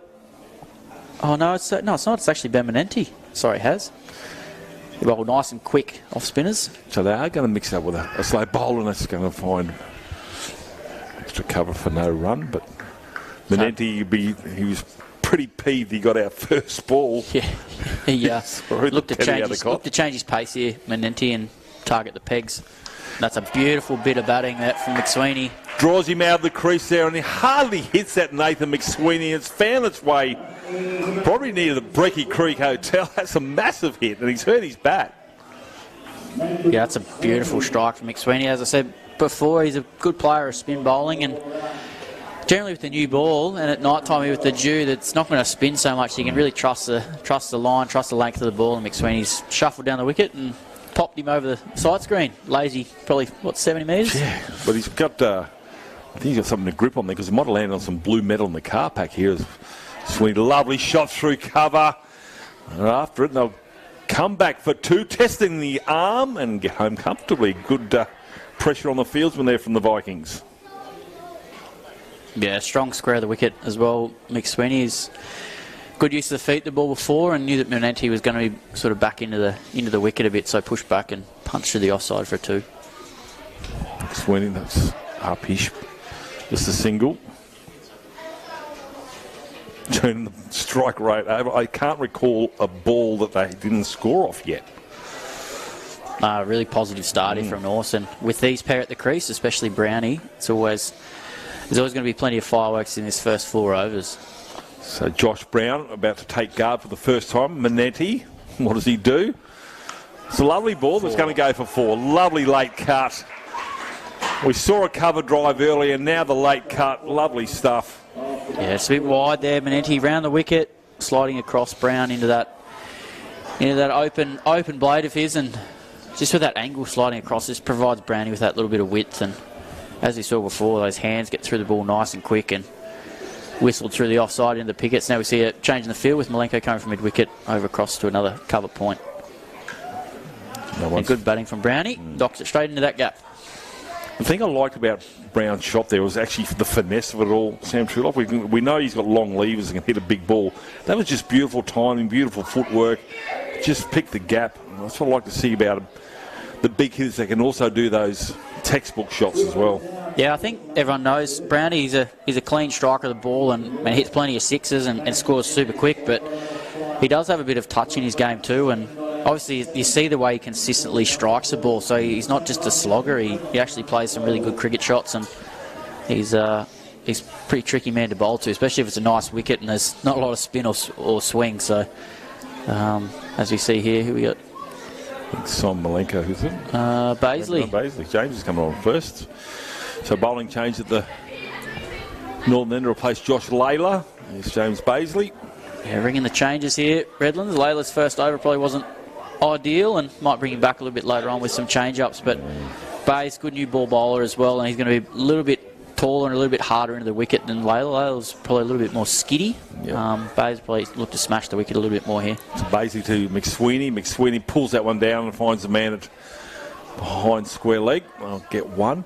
Should he have opened? I know hindsight's a wonderful thing, but you'd want your strike bowler first up, no? I think with the new ball as well, I think Bays does swing it a little bit, but Layla's probably more that swing type bowler, and I guess you're looking for wickets early doors, and your probably best opportunity while the ball's new is to swing it, so it's probably why they went with Layla, and but obviously that didn't go as to plan, but you got good backup here with Bays. He's class and shown his class the last couple of years, and getting back into the first class scene and playing some big bash and playing some really key innings for the Heat as well. So that's a forward defensive shot. She's coming out of the bat nicely. Yeah, it looks like a lovely nice time. Yeah, nice wicket now with the dew ball sliding on nicely, and look, that's what Bays will do. Bays will look to hit the top of the stumps, bash the wicket nice and hard, and probably use his height to his advantage. Probably use some bumpers and possibly a change of pace. But look, he's just going to look to attack the top of the stumps here and make it as difficult as possible for these two to smash them over the leg side. Yeah, well, there's a man on square leg on the fence here on the grandstand side, which is only 60 metres away. That's in the air. It's going to go over gully. Yeah. Down the middle of the green. Plugged it. Might have been a bit of backswing towards the flag. See, already McSweeney looking to go that leg side to this short boundary that we've spoken about all game. Only have to, as we saw from Milenko in the innings, you only have to sort of top edge it and it will fly over the fence. So, but hard length to do that from with Bays in his height, angling the ball back in, hitting the top of the stumps. Josh Brown 18 off 8. surprised it's 24 off 9. This waits for Baisley. Likes to come onto the bat. There's Josh Brown, opening batsman. Crouches, waits, launches, 6. See you later, Pill. Oh, that's gone a long way. Doesn't get any bigger than that from Josh Brown. Yeah, a bit of a leg-cutting slow ball there from Big Bays, but Brownie picked it nicely, got set, and we see that again, that flick over the leg side, that big bottom hand coming through. Bat speed nice and fast, and tell you what, it's a small boundary out here, but that's cleared it by a long way again, and with minimal effort. Mate, if that was Gabba anyway, that's still 6 and comfortably. Yeah, beautiful striking there from Brownie, and he's up and running, as we see pretty often in the short format stuff. It doesn't take him long, so what a start here from North. Number 32 off 2.3. And Brown hasn't finished with James Baisley, I figure. Can Baisley bounce back? Can he take the big fella out of the game? Shortish ball, that's a good ball. That's a good shot as well off the back foot. They'll turn for 2. Do it comfortably. Leaves Brown on strike.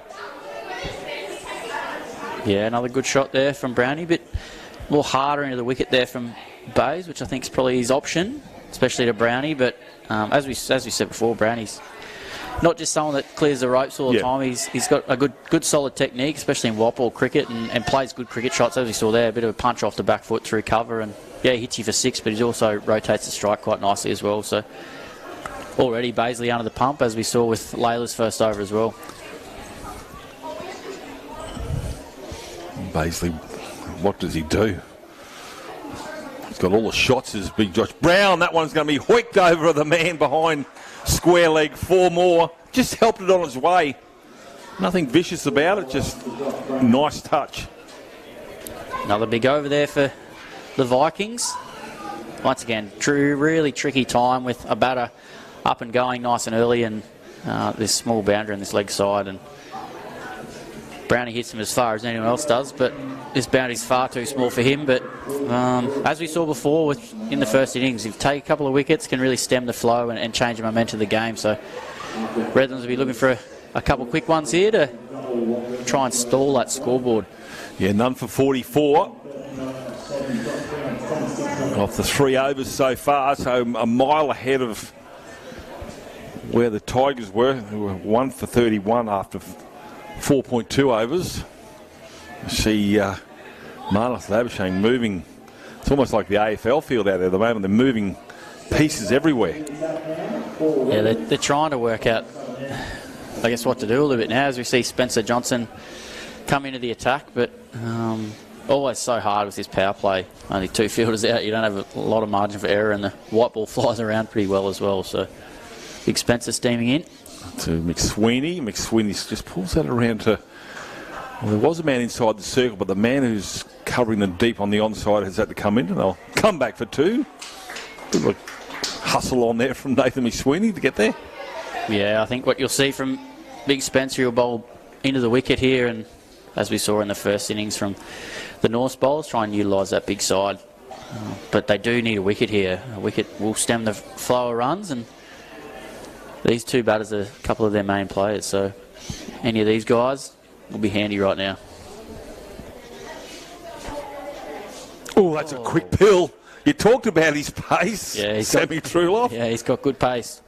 Good pace. I think I only sort of faced him for a brief period a couple of seasons ago, and he's battled a little bit with injuries, to be honest, and obviously someone that big and strong and that bowls that fast, that will happen.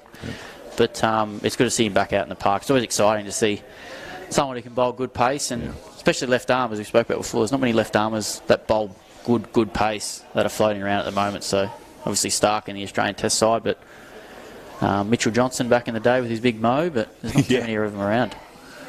That's going to go down leg. So a lovely little touch there from Nathan McSween. That's gone for 4 runs. Come off his leg, actually. Right, that'll do. Any of those will do. Keeps the scoreboard ticking, and he started pretty well here, Spencer, but just a little bit too straight there, and McSweeney right idea, looking to go leg side, but a bit of thigh pad, and once again, batter's game. 4 runs. Yeah, if you miss that quick bowler like that, it'll race to the fence. So we see a change in the field. His 30 third man comes back up into the circle and final leg drops back. So is this a ploy? We can see the man behind square leg 2/3 of the way to the boundary as we wait for Johnson. McSweeney. He's only just bottom edge and just the one. Brown calls him through.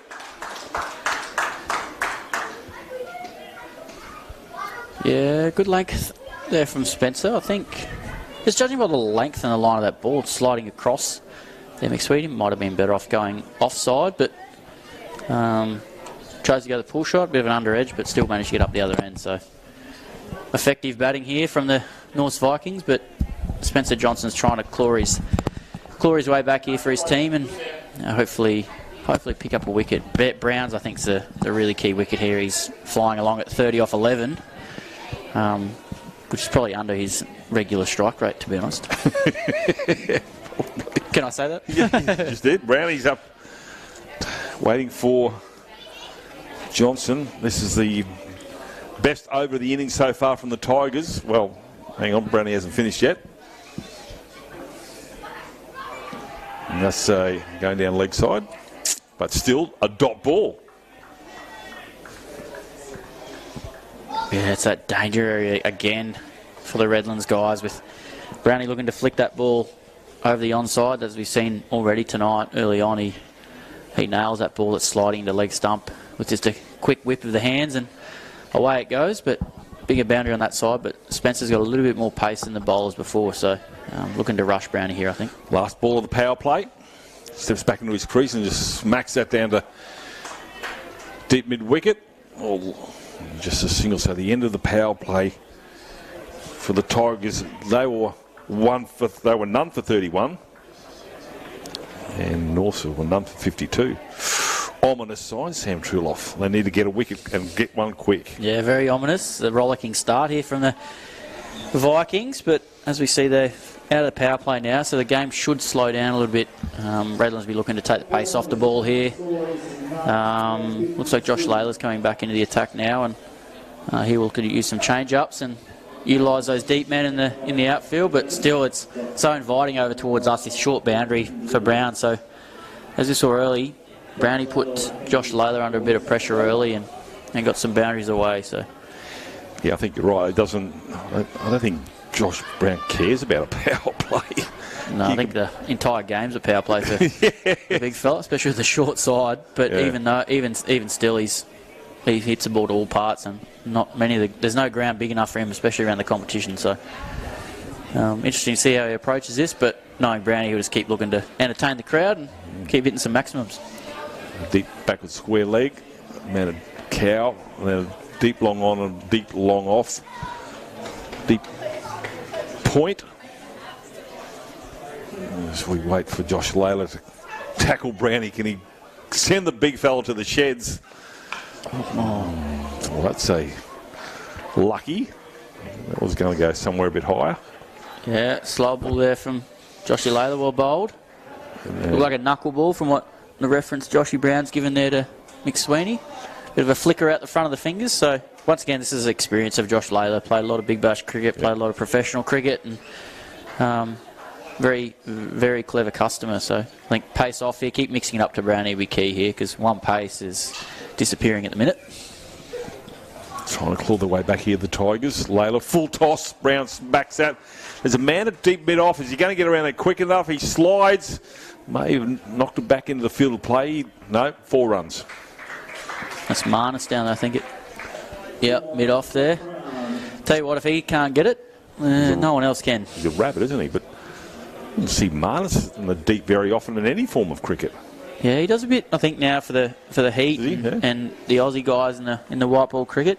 He's a good athlete, Marnus, and wants the ball all the time, and very energetic as well. So he's got a good throwing arm. He's a good all-round fielder, as he would be if you're one of the best players in the world, you'd think.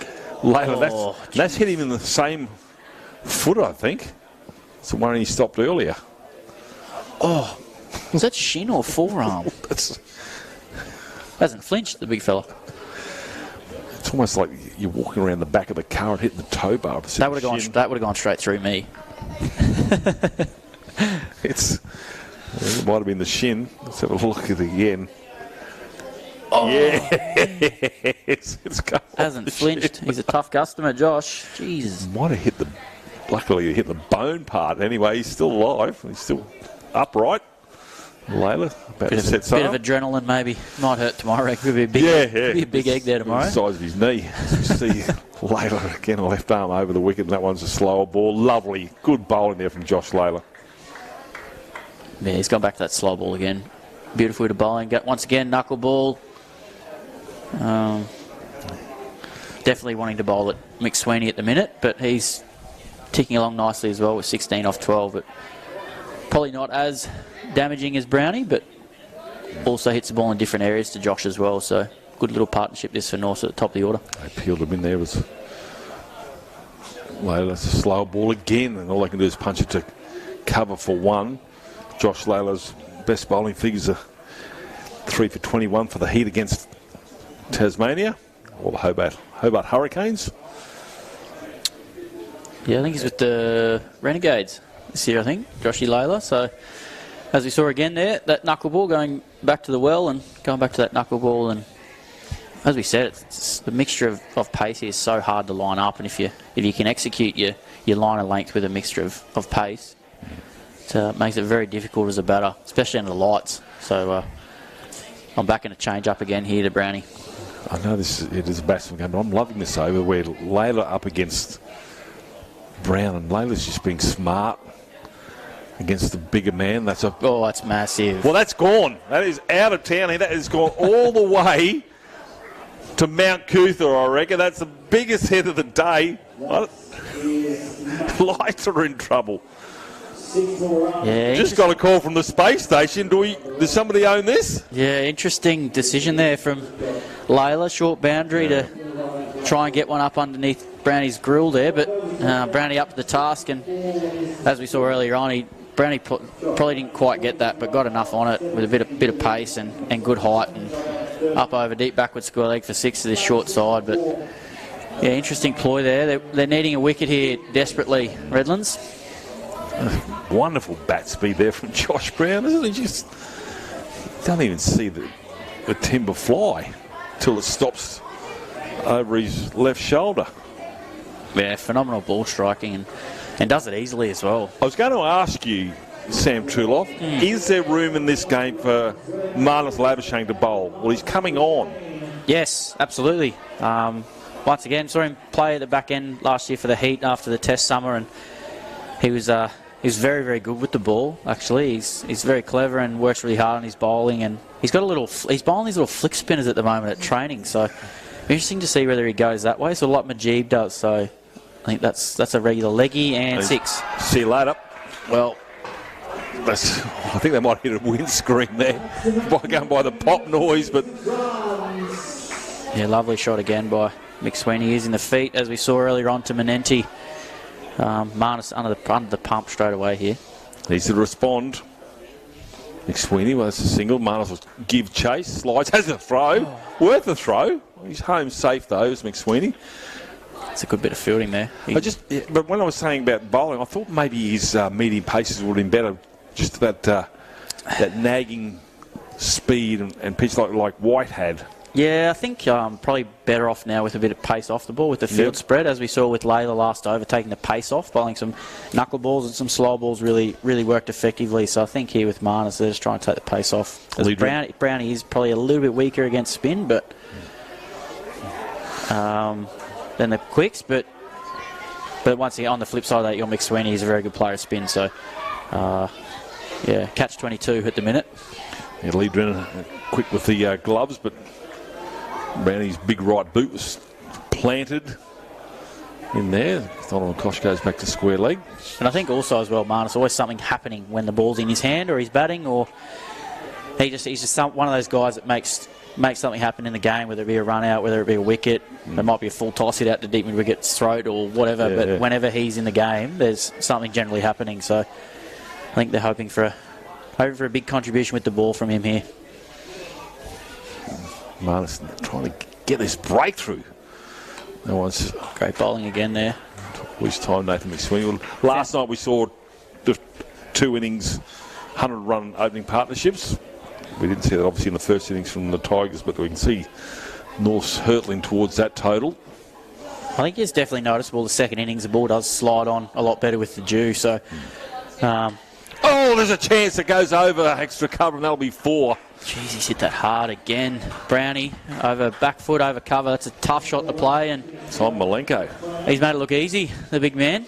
But tough chance, but they're those half chances that you need to take, especially with Brownie going the way he is. 47 off 20, and North's flying along here at 77 off 6 overs now. So, geez, making this light work of this chase at the moment. Well, Simon Milenko, he's one of the best in business, and that was just hit so hard and fast. Even he couldn't get up there and pull that one in. But so what does Marnus Labuschagne, the skipper, do now? It's just getting away from him. We saw, there's Simon Milenko, and he's really flown high, hasn't he? He has. I think they're those ones that hit that hard that they have to hit the middle of your hands to be a chance. But even then, great effort from Simon, but that was always going to be in Brownie's favour, I think. Went like a bullet. But as I said last night's game, so the 200 runs were scored without any wickets falling, but the next 100 runs from both sides yielded 12 wickets as they try to set a total and also chase. Yeah, interesting. I think as well you can sort of take into consideration the time of the game as well. It's probably the best time to bat is that front sort of 10 overs. And if you've got set batters in, it is the best time to bat. So as we see Spencer Johnson back in the attack. Driven on the ground, it's going to be filled just the one from Marnus Labuschagne. And good bit of fielding there from Marnus. And it is, I don't think the weather's anything to do with Sam. I know it's probably 10 degrees warmer than it was last night, because last night I'm sure this game was played in Siberia. I was in the comfort of my warm house, actually, but I've heard it was pretty fresh out here last night. But it's a beautiful night out here tonight. Kids walking past, the odd jumper on, but there's still some people walking around with T-shirts on. Braver people than me. They're from Victoria. Yeah, that's true. The interstaters. Yeah, interstaters come up here, and what's going on? And just quickly want to touch on Marnus. Gets out first ball, but I actually saw him line out to sign some of the kids' gear not long after he got out either too. So it's pretty good from the Australian players. We see Johnson again. That's wow. Well, that's uppish. 4 runs. Jeez, he's melted that. And that brings up his 50. And Josh Brown, 51 off 21. Yeah, super innings that from the big man. He hasn't really mishit one yet. That's a serious shot that on the up through cover, and beat the deep point fielder again out there on the longer side.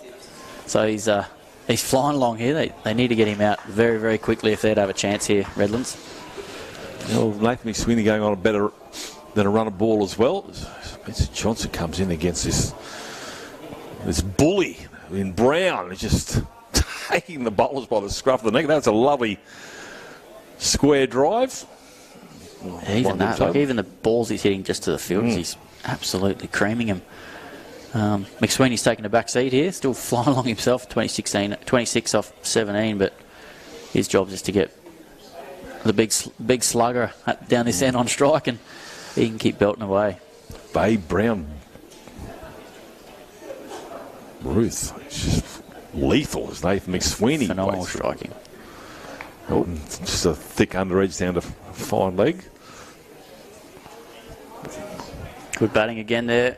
McSweeney probably wasn't where he was looking to hit it, but won regardless and brings Brown back on strike. But I feel like Redlands need to do something a little bit different here. Whether they try and change the angle to Brownie with Spencer come around the wicket, or I know it's hard with this short side, but maybe try and bowl some quick balls at him up under his armpit or something like that, just to try and change his rhythm up here, because he's just really standing at the moment and crashing through the line of the ball. Well, what is a beautiful looking wicket. Yeah, he's taking charge, hasn't he? He's just doing what he wants, and they haven't got an answer. Here's one, he's going to put that one. That's over square. Oh, that's high. That's high, and it's caught in the deep there, and it's taken a deep point. Doesn't quite get all of that. The longest boundary on the ground, and it's taken in the deep. Yeah, cracking innings that from Brownie, and probably the first one of the innings he's actually mishit. But Bailey Stewart, after his work in the first innings with the bat, takes a nice catch out in the deep, and Spencer Johnson gets the job done as he should as a strike weapon for Redlands here, and that's a key wicket there, and fantastic innings. Round of applause from the crowd as Brownie walks off, but he's probably left another 50 out there, Brownie, but other than that, what a fantastic innings and great viewing for everyone here watching. Serious hitting. So Brown makes way. So the Tigers have a pulse. Sammy Truloff. They do. They're still in the game as we saw early. A couple of wickets. And you just never know. You see Addy Gruel, left-hander, stylish left-hander walking out to bat now. He's got all the tricks, and another one of these guys that are really a white ball specialist in the competition here in Brisbane, and pretty similar to Nicky Chowdhury as we spoke about before. Any cricket that's around the place, he's playing in it. So he's been known to hit the ball right-handed off the quicks over backward point for 6. So I don't know whether he'll do that to Spencer, bowling very, very fast, but we'll see. Josh Brown, 52 off 23 balls, 6 4s and 3 6s. Johnson from the northern end. Addy Gruel took a great catch. This one hits high on the thigh pad. So it's just that extra pace. It takes a little bit of adjusting to. Well, that's hit Addy's thigh pad before he sort of swung down there. So, but he'll adjust. But great result there for Redlands. Spencer Johnson, fantastic over, and got the big key wicket there of Josh Brown. Addy Gruel, an opening batsman in the second grade last year. He scored a 50 off 27 against the Scorchers with 5 4s and 4 6s. So he can get on with it. But at the moment, they don't need to do anything dangerous, do they, Sammy Truloff? Still got the 2 power play overs to come. Yep, certainly do. And 109 off 78 balls with a power play in hand is, you think, pretty comfortable for Norths here. But once again, as we spoke about before, a couple of wickets and it all changes very quickly. So a swat down to mid-on, bowling of Marnus. Now this is where they can really squeeze here with the field spread, obviously, but new batter at the crease. If you can get a couple of dots and ones here and build some pressure and just keep that run rate sort of slowly ticking up. That way, when a wicket does fall, the new man's under extreme pressure coming in. So really key here how Marnus starts, Daddy. With this new batsman, do you bring the field in and choke him a little bit to start with? Because they really need a wicket. Yeah, it is a catch-22 again. I think you're wanting to get a wicket, but you're also wanting to try and squeeze the new batter, but also as well you risk going for, if you bowl a poor ball, you still risk going for a boundary, and then it does actually get that new batter going a little bit and into the game. So, look, Marnus is pretty cagey and obviously very experienced himself, so I think he'll have a bit of a plan in mind, and hopefully Addy falls into it. Full face of the bat, yeah. So, good insight there from Sammy Truloff here in the KO call from Ian Healy Oval, KFC T20 Max Challenge. Marnus comes in again. That one's been swatted over. Is it? No, caught. Is it? Oh, is it? No, it's gone for 6 or 4. I don't know what the ruling is on that one, Sammy Truloff. He's dropped it and then swatted it over the boundary, trying to catch it. Always tricky when you're close to the rope there. Short side out here. But there's the chances that they need to hold on to.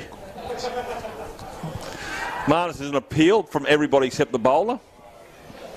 Yeah, always tricky. There's never such thing as an easy catch, but... No, not with the dew on it, you're right. Gee, they need to be taking their chances, that's for sure. Now, Addy's one of those players that once he gets in as well, he could be pretty similar to Brown. He hits the ball to all parts. Marnus lead him up over the stumps there, and that's a swat, gets a thick edge and goes to... So there's just something happening here again. So we've seen a drop catch, we've seen a couple defensive pushes, and then we've seen a couple outside edges. So there's something building here, I think, with Marnus bowling. As we said before, there's always something happening when he's in the game. He's just... I'll come back to that and see as Marnus comes in again. Almost came out of the crease there, and he just waited for the ball to Addy Gruel, and that's going to go down towards the fine leg boundary. I'll just take the 2. We've always sort of mentioned about Matthew Renshaw when he's playing Shield, how he's like a boy on red cordial without water. Yep. And Marnus is certainly in the same boat. He's, as you say, he's always watching where the ball is, even when he's bowling. He knows it's going to be safe, but he's still just waiting for an opportunity. A batsman falls over. Anything he can do to try and change the game, Marnus Labuschagne. He's just a vibrant character. And yeah, definitely. They're both him and Reynolds are very vibrant characters. They butt heads a little bit at times just because of that, I think. Yeah. They get into each other a little bit. There's a fair bit of banter goes on at training and whatever, but you do certainly appreciate the times that they are in your team. They definitely bring the morale up and provide plenty of energy, and they're both, like, obviously Reynolds is overplaying in the UK at the moment, but they're both match winners, so both with bat and obviously Reynolds is bowling a little bit these days as well, but Marnus in particular, both are match winners, both bat and ball, so have any of those two, and if you can have two of them in your side, it's a fantastic environment to be around, and great guys for, I guess, myself and a few of the other younger guys to learn off as well. Minetti from the northern end, he's been switched around. Finds the middle back, plays it back down the middle of the pitch. Addy. Good shape there from Minetti, a little bit of drift in there, and might have sort of held its line. So once again, he'll look to target the stumps or run out. Quicker ball, wide. Not the greatest of throws there coming from he just sort of got his Milenko. feet muddle up there, Simon. He got a good bit of footwork to the ball there and a good throw, whenever a chance, but well judged single. But we talk about that dew again. You've got to try and get that ball into your hand and make it have a good enough grip that you can actually make a throw at those stumps. Yeah, we were out here training a couple of weeks ago in the morning. We did a fielding session out here, and it was dewy already, and it was pretty tricky to pick up. The ball sort of had to hit the middle of your hands, and even throwing, like we're running in and trying to throw a ball sort of to get a run out, and a lot of guys are missing the target, and balls are flying left and right with the dew, but you have to find a way to get the job done, but it does make it a little bit tricky, that's for sure. Yeah, but you did say it. I mean, the way the fields are now, that ball is almost brand new after 10 overs. It's just still shining, got that lacquer on it. Yeah, that adds to it as well, doesn't it? And also as well, that generally when it's a little bit cold, the fingers take a little bit to get going as well. So I think, definitely the decision to bowl first from Norse is paying dividends at the moment, but still a long way to go in this game. And Minetti, one of the interstate trump cards, looking for a couple of wickets here to stem the flow of runs and get Redlands back into the match. Yeah, he's fighting back here, Minetti. He's slowing the run rate down. They're still getting one or two a ball, though. It's not ideal. They need that breakthrough, as Sammy Truloff mentioned, as they creep towards that 100. The loss of just the one wicket. Yeah, so you see the start that North's had. They're still needing 96 off 68 balls, so it's no easy task. But the way the players are these days, they can get that job done pretty easily. But still, like we said before, wickets and put some pressure on the new incoming batters. Well, reverse sweep, Minetti. There's an appeal from Lee Drennan, but Minetti wasn't so convincing. First real unorthodox shot there from McSweeney. He's played pretty conventionally so far, but as we said before, very skillful against spin bowling, so Minetti's got his work cut out. Gruel, full toss. Pete's the man in the infield. That might go all the way, and Marnus gets it. Yep, he does. Of course he did. He's covered some ground. Come back He's run free. from wide mid-off there to sort of a straightish cover, and once again, we said before, plenty of energy, and he's trying to lift his team here. Yeah, that's why it's sort of interesting that he's the skipper and he's way out in the deep there. I like to see him inside and just really... He doesn't mind the chat.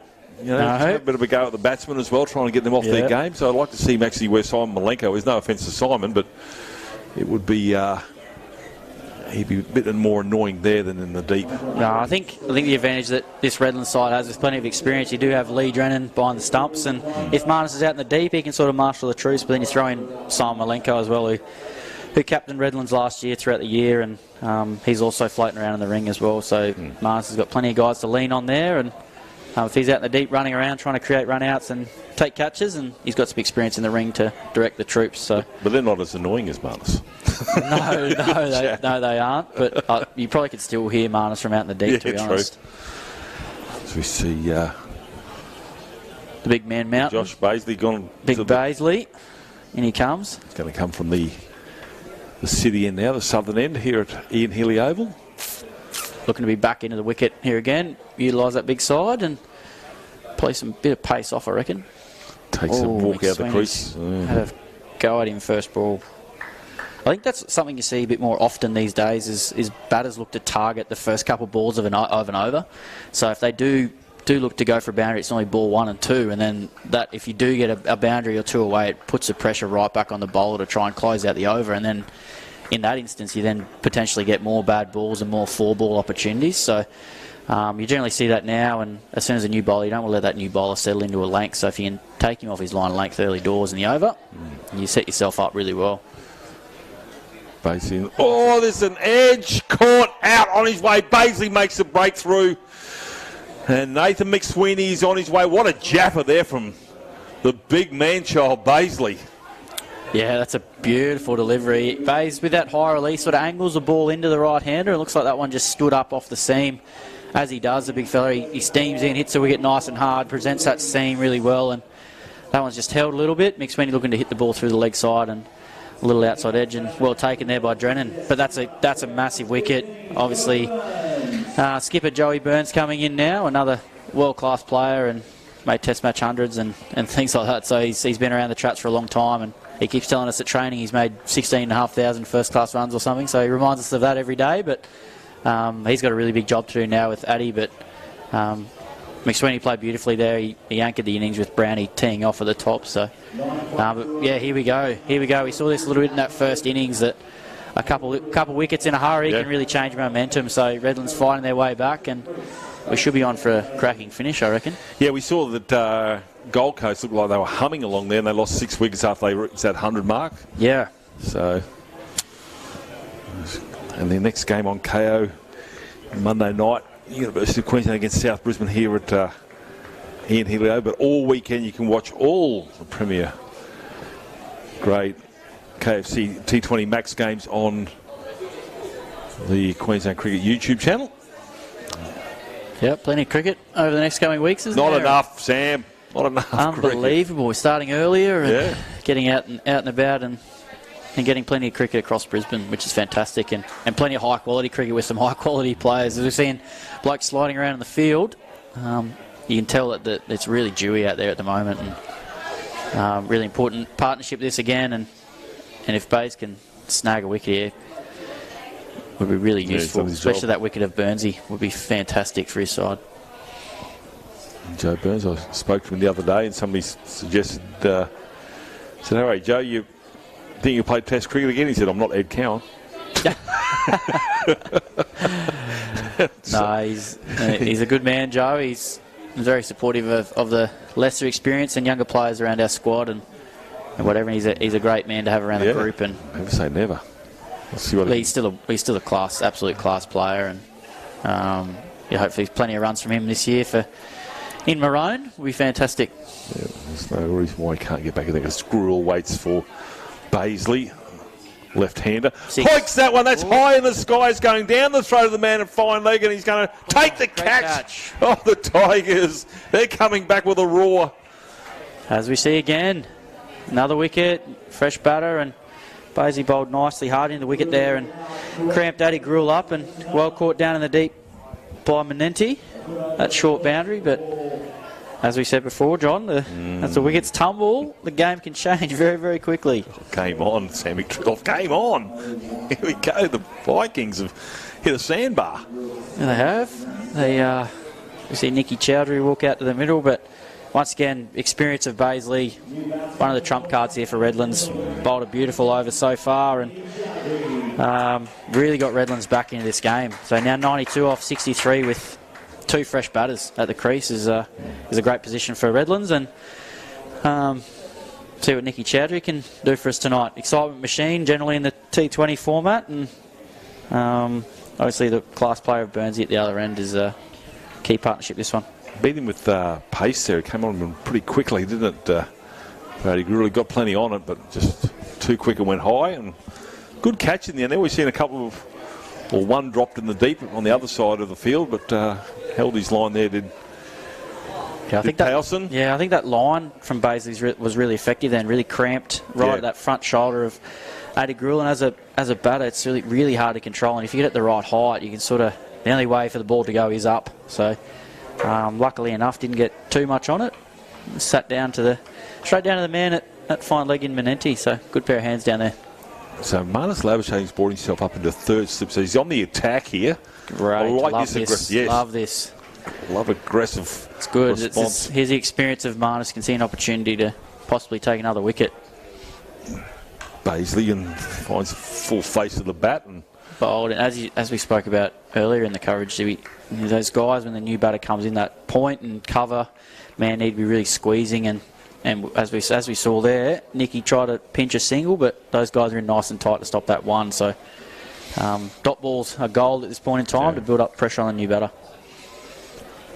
Baisley, well, this is his second over. Last ball of his second over. Does Marnus give him another one to try and get another breakthrough? We'll have to wait for 7 more balls to find that out. And that's a quicker ball, and that's almost an under edge. But it's a dot ball, Sammy Truloff. So the end of an explosive over here from James Baisley. Yep, fantastic over from the big fella.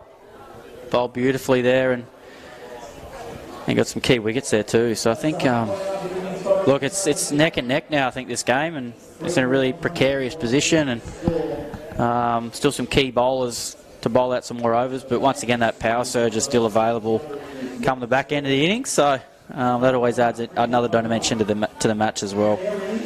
But clawed their way back here, Redlands, and really under pressure now, the Vikings. Nicky Chowdhury, 70 minutes, high score of 68. So, and Joe Burns, well, Joe Burns, there were so many figures around here, but T20's played 119. His high score is only 69, believe it or not. Yeah, he bats middle order, Burnsy, generally, so especially in Big Bash, sort of through that middle period, and tries to finish off the innings, but he's a busy player through the middle and has his areas of strength that he hits really well to as well. So, probably wouldn't expect that. You probably expect Joe to be an opening batter, but generally batted in the middle order, and his time at the Heat. Now he's at obviously the Melbourne Stars, so class player. 25 50s in that as well, and a total of 2,000 runs in T20 cricket. It's pretty handy. Yeah, absolutely. And every year the Big Bash gets played, these players get better and better at it. So Joey will have an idea in mind where he wants to be in the next sort of 5 or so overs, but as we saw there, like just a conventional cricket shot, and that's what Joe will do for a period of time here until he sees the right time to free the shoulders, and I reckon, which will be that power surge. I reckon he's going to try and get himself to that power surge and make the most of that. The downside for Joe Burns is so many people have seen him play. Obviously, anything short, you're going to lose that battle. It'll just go sailing over the fence. He does it in the red ball cricket. You won't mind doing it in white ball either. Yeah, 100%. He's very good off the back foot, both sides of the wicket, Joe. And you'll probably see from Layla here mix up the pace and look to be nice and tight to Burnsy hitting the top of the stumps, because as soon as you give him any width or any length to work with, he'll deposit you through either backward point or he'll smash you over backward square leg. So tricky man to bowl to as well. And Layla knows the short boundary here. He's going to probably use one arm to put it over the fence. No one since. Run out. So Layla takes on Burns and Burns takes on Layla. 0-0. He's still there. There's that knuckleball again from Josh Layla that he's used really effectively in his last couple of overs, but I don't think he's happy after that first over he bowled. He was pretty ordinary. It wasn't the first ball, I think, might have gone. Yeah, it looked like early doors he struggled with either footing or gripping the ball or something. It wasn't his best work, Josh, but he's experienced player, so he's bounced back really well here. But gee, Burnsy had a bit of time to turn around there. Far out. What's he doing? Layla again, left arm over the wicket. Oops. Jeez, what's happening here? He's lost his footing.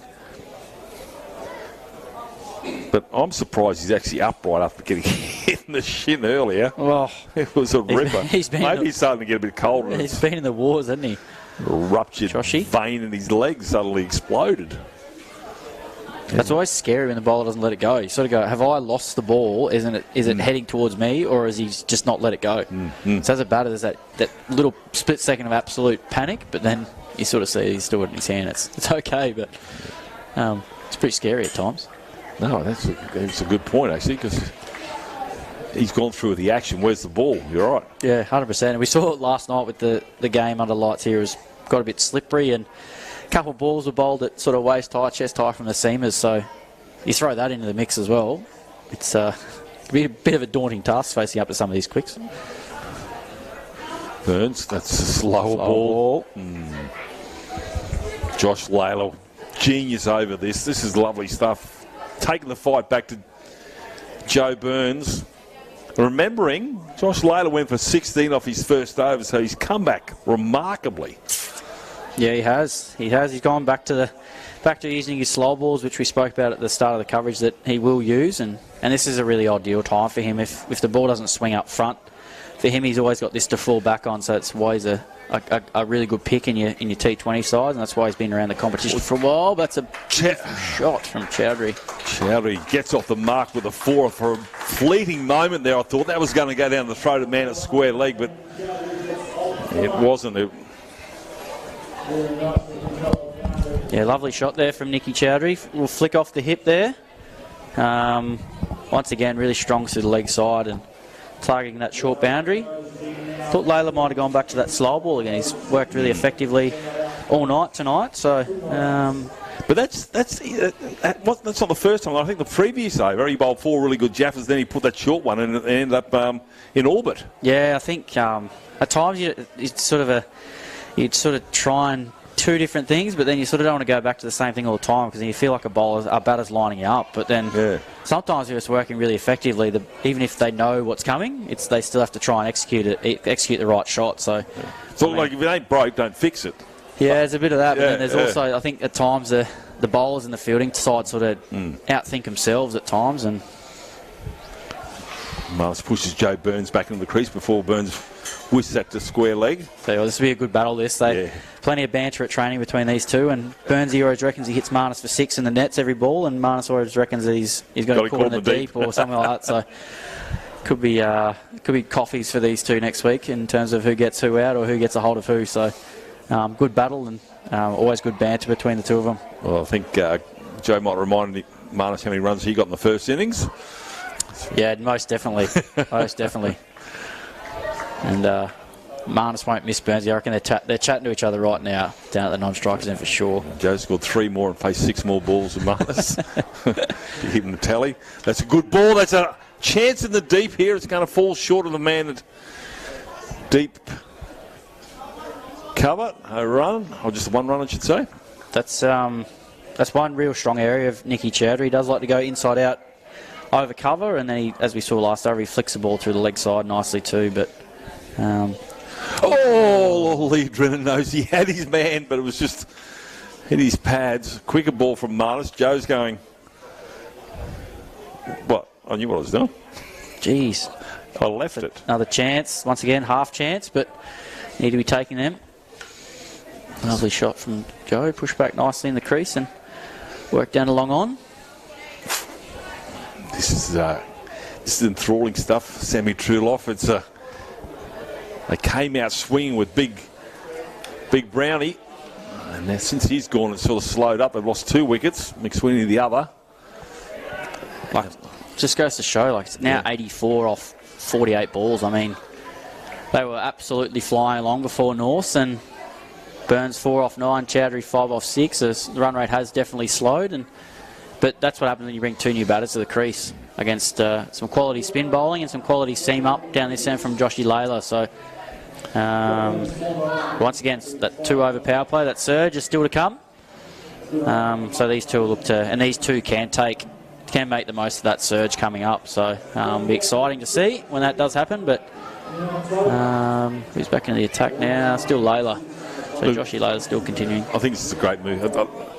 Layla has actually turned this game around. I know he hasn't got any wickets, but he's just slowed this right down. He's probably conjured up the 2 wickets that Baisley got at the other end here because the pressure was built. Yeah, definitely. And once again, that short boundary is enticing, but then that can bring about opportunities for wickets as well, with batters maybe trying to over-attack a little bit. But yeah, Josh has used his slow balls really well here, and once again, probably look to go across Joe here and get him hitting out to that, with pace off and hitting out to that deep offside. He just needs to do something with that last ball of the over, and that's a slower ball outside off stump. And well played. Coming back, here's a chance, and they'll get home easy. Long way out there. I know we're on the other side. That's probably about 70 metre throw. Yeah, a bit of ground to cover for the big Spencer Johnson out there. This is what Joe's really good at: hitting pockets, hitting deep pockets, and finding a couple of metres either side of that deep man and running hard. And if he does get one in his slot, he's happy enough to deposit it over the fence. But he's going to look to rotate here. Layla again pushes him back, no run, finds gully. Well bowled again, Joshy Layla. I dare say Burns and Layla have crossed swords on many occasions. They know each other's game pretty well. Yeah, they would play a lot of cricket against each other. Obviously, Burnsy's been around the first-class scene for a long time. Layla was sort of in and out for periods of time there, but they played a lot of big bash, and then... What a catch! It's an absolute screamer at cover. Joe Burns can't believe it.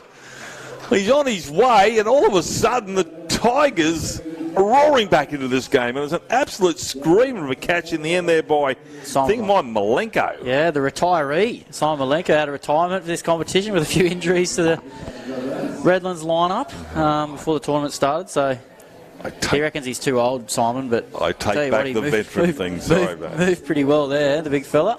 What was I thinking? Calling him a veteran. He's absolutely throwing that out the window. But huge wicket, that. Huge wicket of Burns.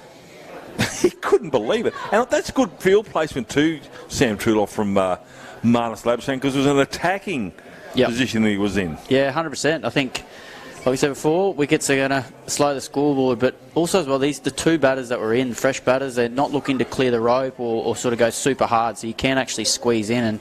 And that guy at cover squeezing in does become an opportunity for a catch. So Josh Layla going across him there and took a really good catch there, Simon. Is that the turning point?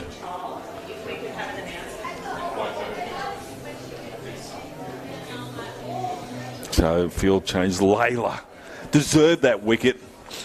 He's really put the screws on the Vikings. He has. Another class player in Harry Nielsen. South Australian wicket keeper batsman. Marnus backed him, gave him another over. He'll finish off. 3 balls to go in this spell. Remember, as I said, 16 off his first. Foolish ball, and that's up-ish. Oh, run out. Well, the Kosh is right there, but it would have been interesting if the zingers went flying. Gee, that would have made things interesting, that run out. But now 81 off 44. Game sort of getting away from North here when they were such a commanding position in that first power play with Brown and McSweeney. But Redlands have fought back beautifully, and some really quality fielding and some beautiful bowling from some of their most experienced players, and wickets at key times has helped things along really well, and they're in a really strong position now, and it's, I guess, their game to lose. Nicky Chowdhury would be loving this. He'd be eating up this contest. He can't wait to Cinderella story steal the win. They're up against it as Layla comes into Chowdhury. Dabs that down to third man. They'll only get the one. Brings Harry Nielsen on strike. Harry Nielsen from South Australia, plays at the West Torrens Club. High score of 39. Played 17 T20 games last year. Yeah, been around the traps for a little while now, Harry Nielsen. Obviously with Alex Carey now with the test squad and one-day squad, Harry gets a bit more of an opportunity as a keeper batter, but has played a fair bit for South Australia as well as just on the batting front as well. So he's a very, very handy batter, and first-class hundreds to his name as well. So, slouch if you're doing that. But yeah, he's got a big role here to play now. Harry Nielsen waits for Layla. Swats that one. It's sort of misfielded backward point. They're going to come through as Crit Singer picks it up now. Yeah, that's his go zone there, Nielsen. Generally, the South Australian guys love a bit of width. Buff's young fella Jake, pretty similar.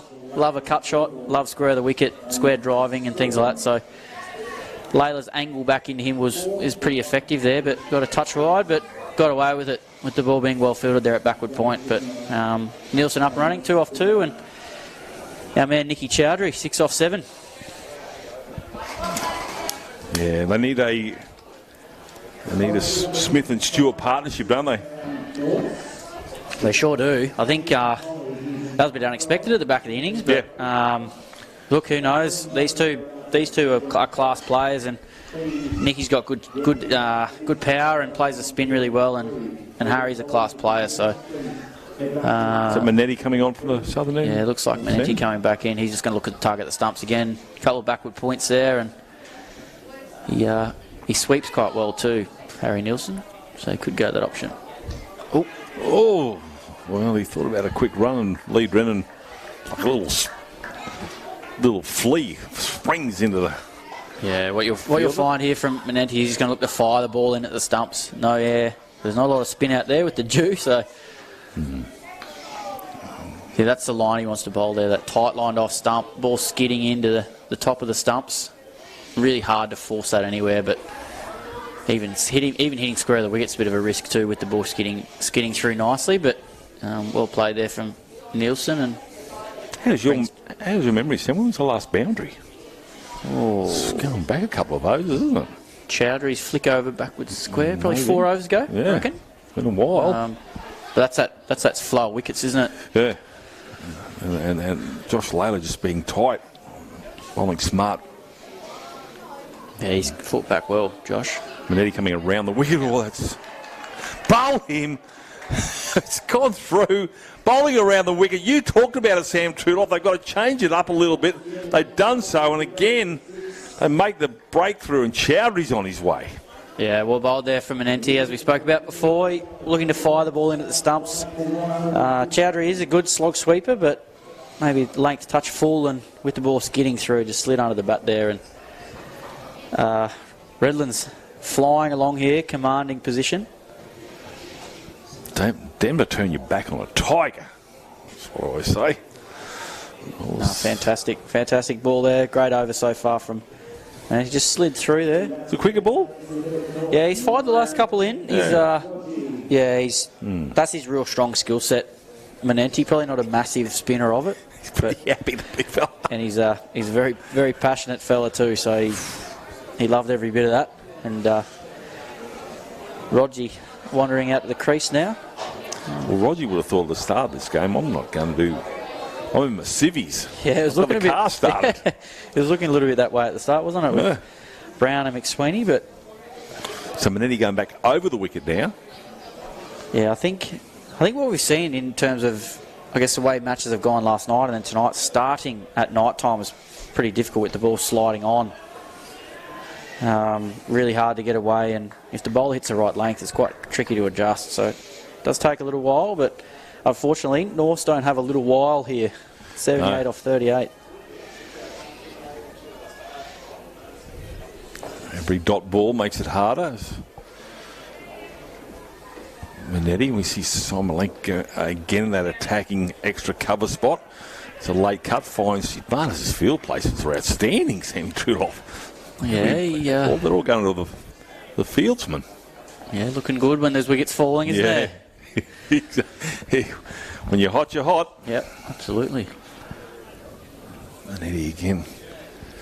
This time it's Rodgy, and that one's going to be fine. Backward point, just another single again. Boundaries are rare as. They are rare commodity at the moment.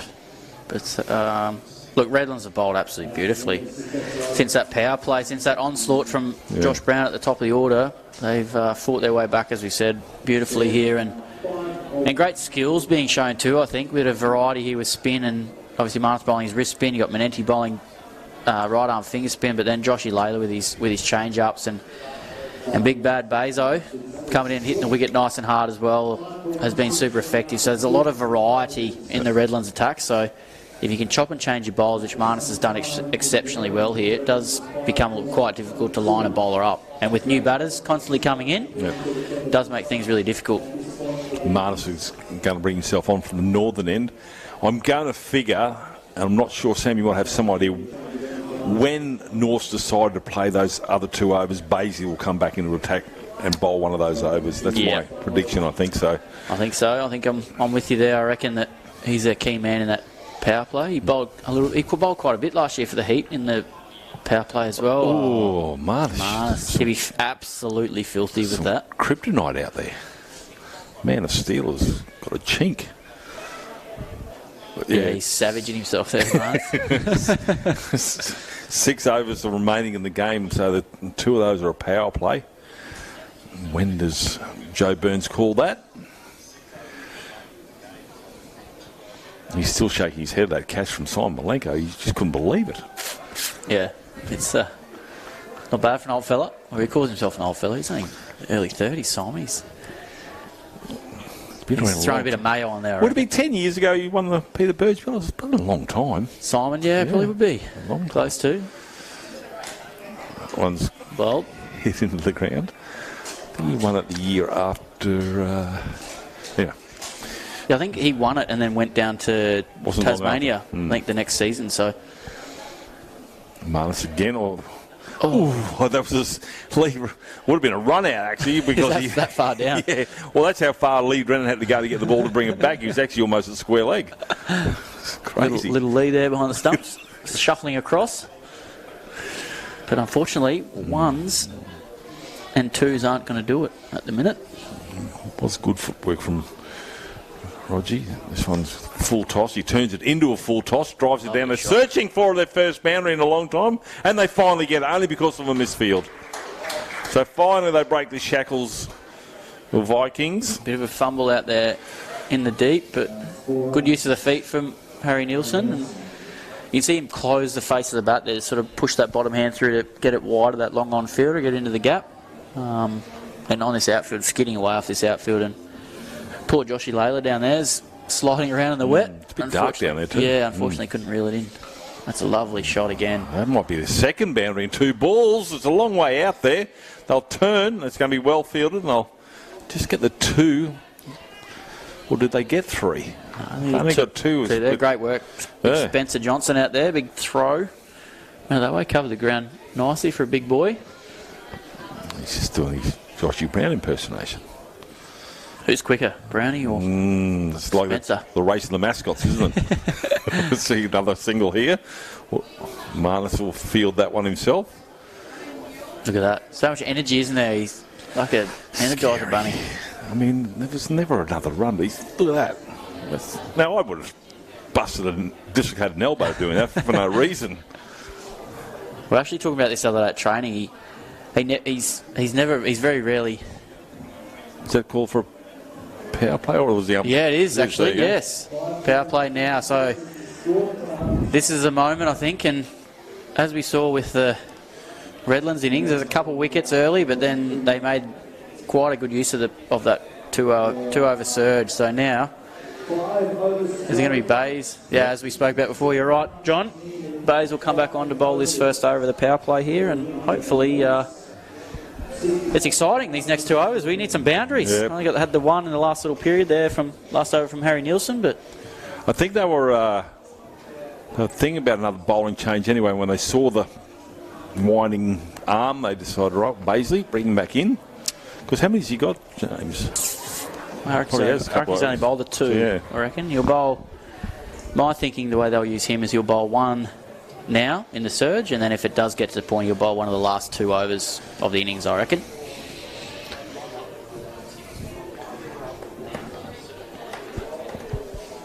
Marnus. As we see, who are 2 for 15 off 2.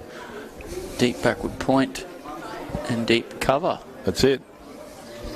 Interesting field. Third man finally up. Harry does play the lap shot, little ramp shot, the shot that you don't like. I don't like it. It's just rude. Sam, rude. Anyway, they've got all the men inside the circle on the shortest boundary side, so James Baisley needs to be sure that he's top of off. He does that. It's swatted down to wide third man. Class bowling that. Pace off, going across Harry Nielsen.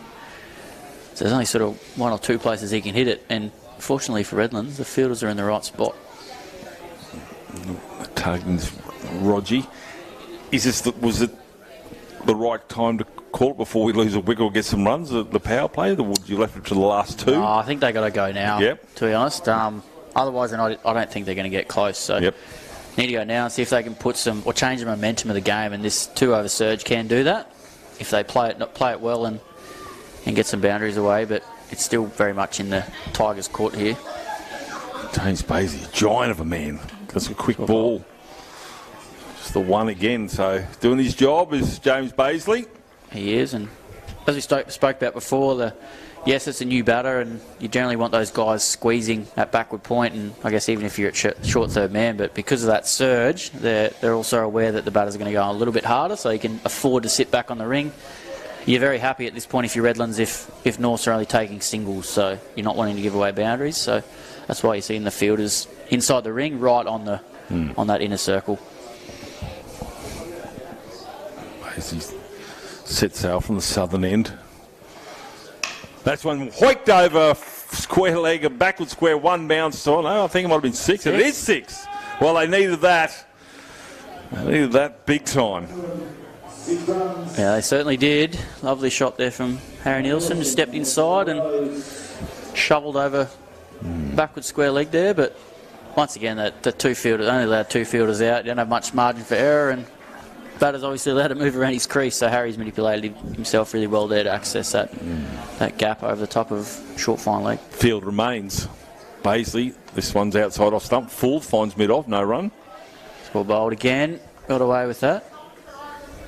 But see, that length there is still super hard to get underneath and over the top there, and you have to really crunch it to get it through that infield, and with the fielder sitting back on the ring, it just gives him a little bit more safety and a little bit more protection for when Bays does actually go a little bit fuller. So, but as we can see here with the way the field set, he's just looking to go across Harry here and getting him hit out to the sweepers.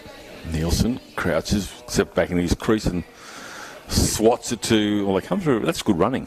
Took off as soon as he hit it.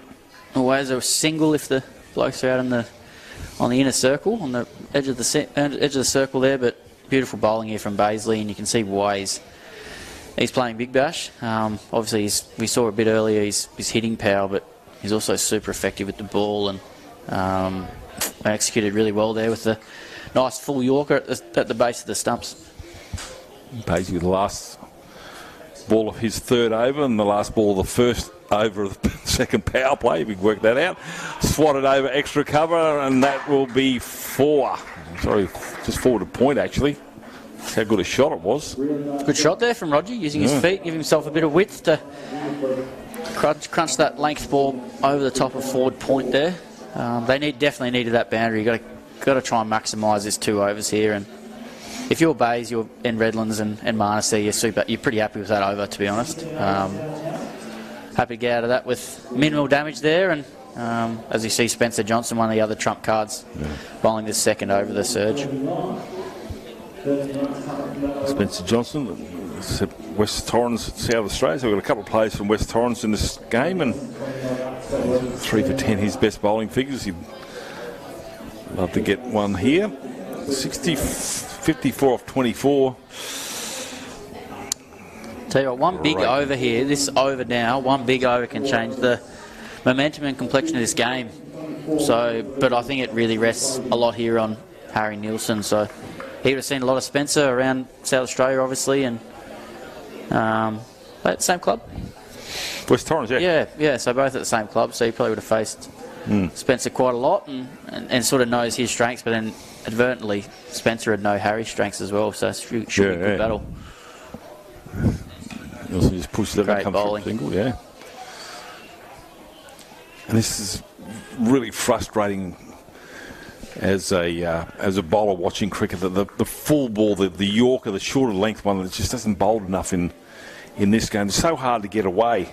It is, yeah, but now the batters have so many options to a Yorker, so a lot of guys sit deep, and or the dreaded ramp. The dreaded ramp, which takes some courage, especially the pace some of these guys bowl at. But it's such an effective way now to, I guess, nullify the Yorker, and I guess some of the best exponents of it, like your Mitchell Starks and things like that, they're exceptional, but they're also at that top end of speed too. So to be ramping those guys, you've got to be silly or very tough. So see Spencer's coming in again. Swing and a miss, and Johnson, well, that's pretty quick. Left arm quick. No breeze to help him out here. It's high up. There is a bit of a breeze. It's a northerly, about 8 knots, so it won't actually be hitting the centre of the ground here, but he doesn't need it, Johnson. He's just got such a great action. Yeah, very smooth, and obviously he's a big boy too, big strong fella, so he generates good pace. Turns, and Roger's waiting, 7 from 7. That might be a wide outside off stump. Kosh says no. No, well bowled. Roger gave himself a bit of room there, still inside the line. So Donovan Kosh not having a bar of that. No, 2 of them out. One at deep backward point, right on the fence, and then we've got a man at extra cover, 3/4 of the way out. See, this way this field set, you sort of generally know where Spencer's going to bowl, so I think Roger has to try something a little bit different here to... Swats that one, and it's going to find Mahanas who whips back. Yeah, you've probably just got to walk across the crease there and try and whip it onto the leg side. Yeah, I think you still got to try and target this shorter boundary. You only have to half hit it, and it's 4 or 6, but... if you walk too far across in that pace, you're going to get bowled, aren't you? So you you sort of... you got to try and adjust as late as you can. You got to have a bit of an idea of where you want to go. You are going to premeditate a little bit, but then have the ability to be in a position where you can adjust. But at Spencer Johnson's pace, that does become incredibly difficult to adjust if you've got an idea in your mind and it's not there to hit. Johnson, the left arm over the... Fantastic bowling again. Harry Nelson's really fallen over then. Yeah, he just threw something at it. He just went too wide. He's got to pull over and roll into his stumps. What way do you get out?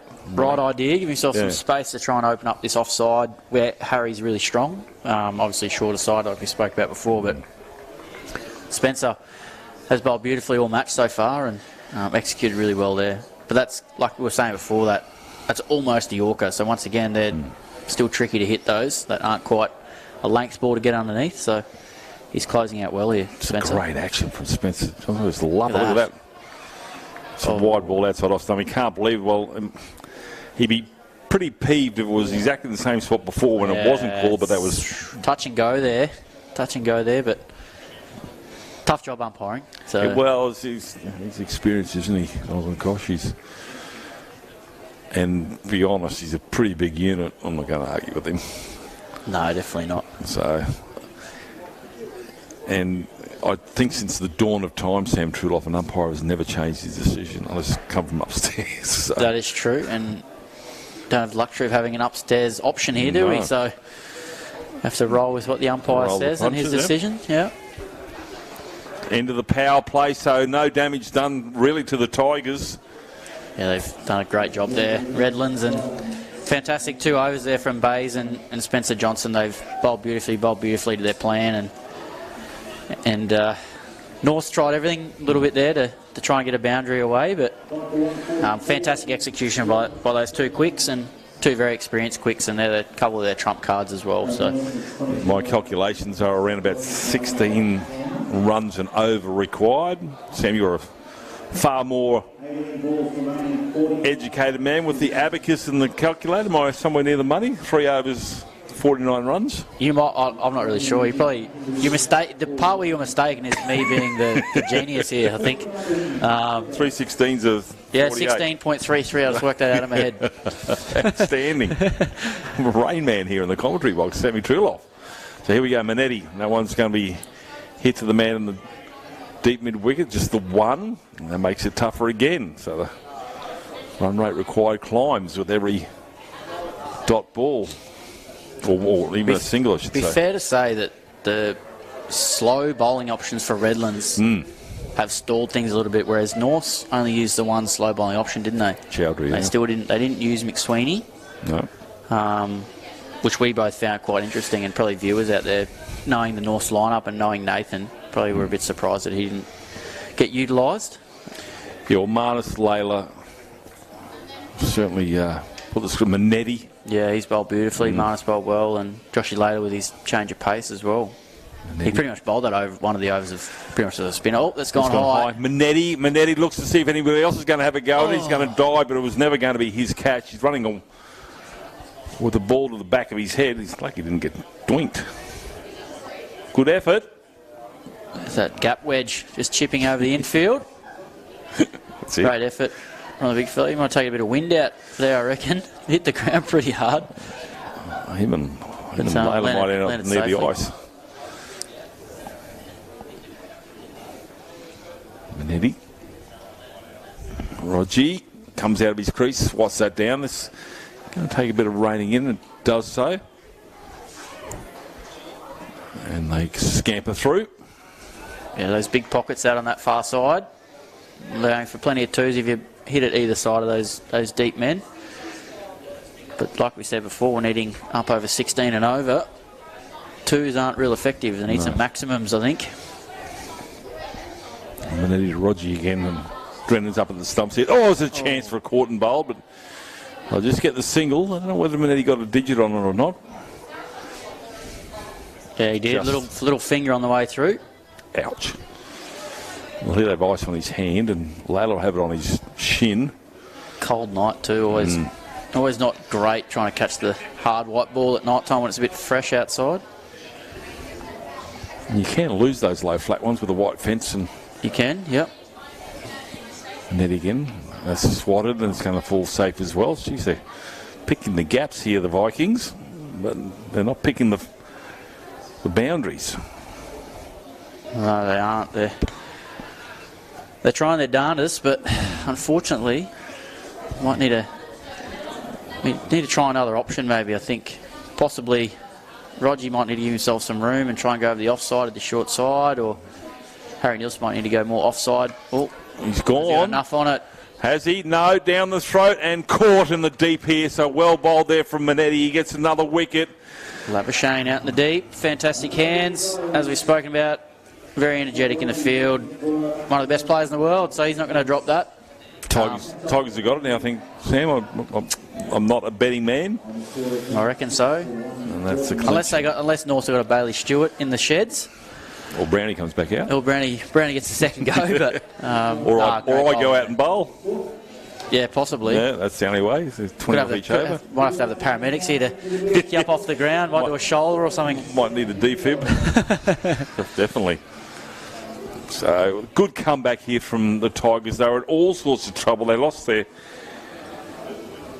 power play after 4 overs. They were none for 52 and absolutely screaming along. Yeah, they were. All of a sudden, Layla came back after a pretty ordinary start and put the screws on, didn't he? Yeah, they were cruising at the start, the Vikings, but obviously some really skilled performers in the middle there, and I guess taking into account those first 4 overs where it's always pretty difficult as a bowler and a fielding team to try and stem the flow of runs, but they knew if they got a couple of wickets, as we said before, stop the flow of runs, and then they've just kept continually taking wickets. There hasn't really been a partnership since that opening stand, so they fought back really well here, Redlands, and now they're bossing this game, really. Yeah. 21 runs off each over for a draw. Super over. That's a big... But Brownie might get another batter for the super over. He could do. Things look grim for James Hopes and Joe Burns' squad. Oh, it's a lovely shot. Picked him out again. Yeah. And he had all the time in the world to actually pick a spot there because it sat up nicely. And he smacked it right down. It might be Marnus down there. Yep, he crunched that out to deep mid-wicket. Joshy Layla, he's found himself from long on now out at deep mid-wicket. But once again, smart bowling, good use of the bounce and the wicket to get Harry Nielsen hit the ball out to deep forward square leg where the long side of the ground is. Spencer Johnson, as Marnus has come up into the circle and moving his troops around. He's not content with the fact that they've pretty much got this one wrapped up, but he's going to push the man back onto cow corners. Johnson comes in, left arm over, swats that along the ground. Oof. Jesus. It's going like a bullet. Poor Joshy. That's Joshy Layla again. Yeah. He's got nailed again. He's had a stiff evening. He got one in the shin early doors. And now he's been flying around the boundary, diving and falling over, and now he's just almost, one's nearly gone through his chest. Yeah, he's running around now because at the moment he still can. I reckon you're right, Sammy Truloff. I'm no doctor, as a former leader of the free world once said. He's going to need some ice on pretty much every part of his body. I think like his finger as well. Well, that might have been Manetti, actually. Yeah, they certainly throw themselves around, the boys. They've done a great job. Fantastic team performance here from Redlands. Been an exciting game, and as we see a slow ball there from Spencer into the wicket, and Nielsen pulls out to forward square leg again. Yeah, all the time in the world played that shot, but it didn't. On 2 occasions there's an opportunity from absolutely to launch that towards the old clubhouse here at Ian Healy Oval. He's just happy to roll the wrist and not lose his wicket. Yeah, Sammy Neal's got some good power as well. Hits a clean ball, but also a very difficult task against Spencer Johnson, bowling very quickly. Whether we worked out whether James Basey, I think he's still got one left. Yeah, he does, I think. So he will probably bowl out, or maybe he'll just have a break and they might bring... Yeah, he might have a bit of a spell, the big fella. Oh, yeah. Bring Lee Drennan on. Johnson with the gloves. Swats it. Goes down to long off for a single.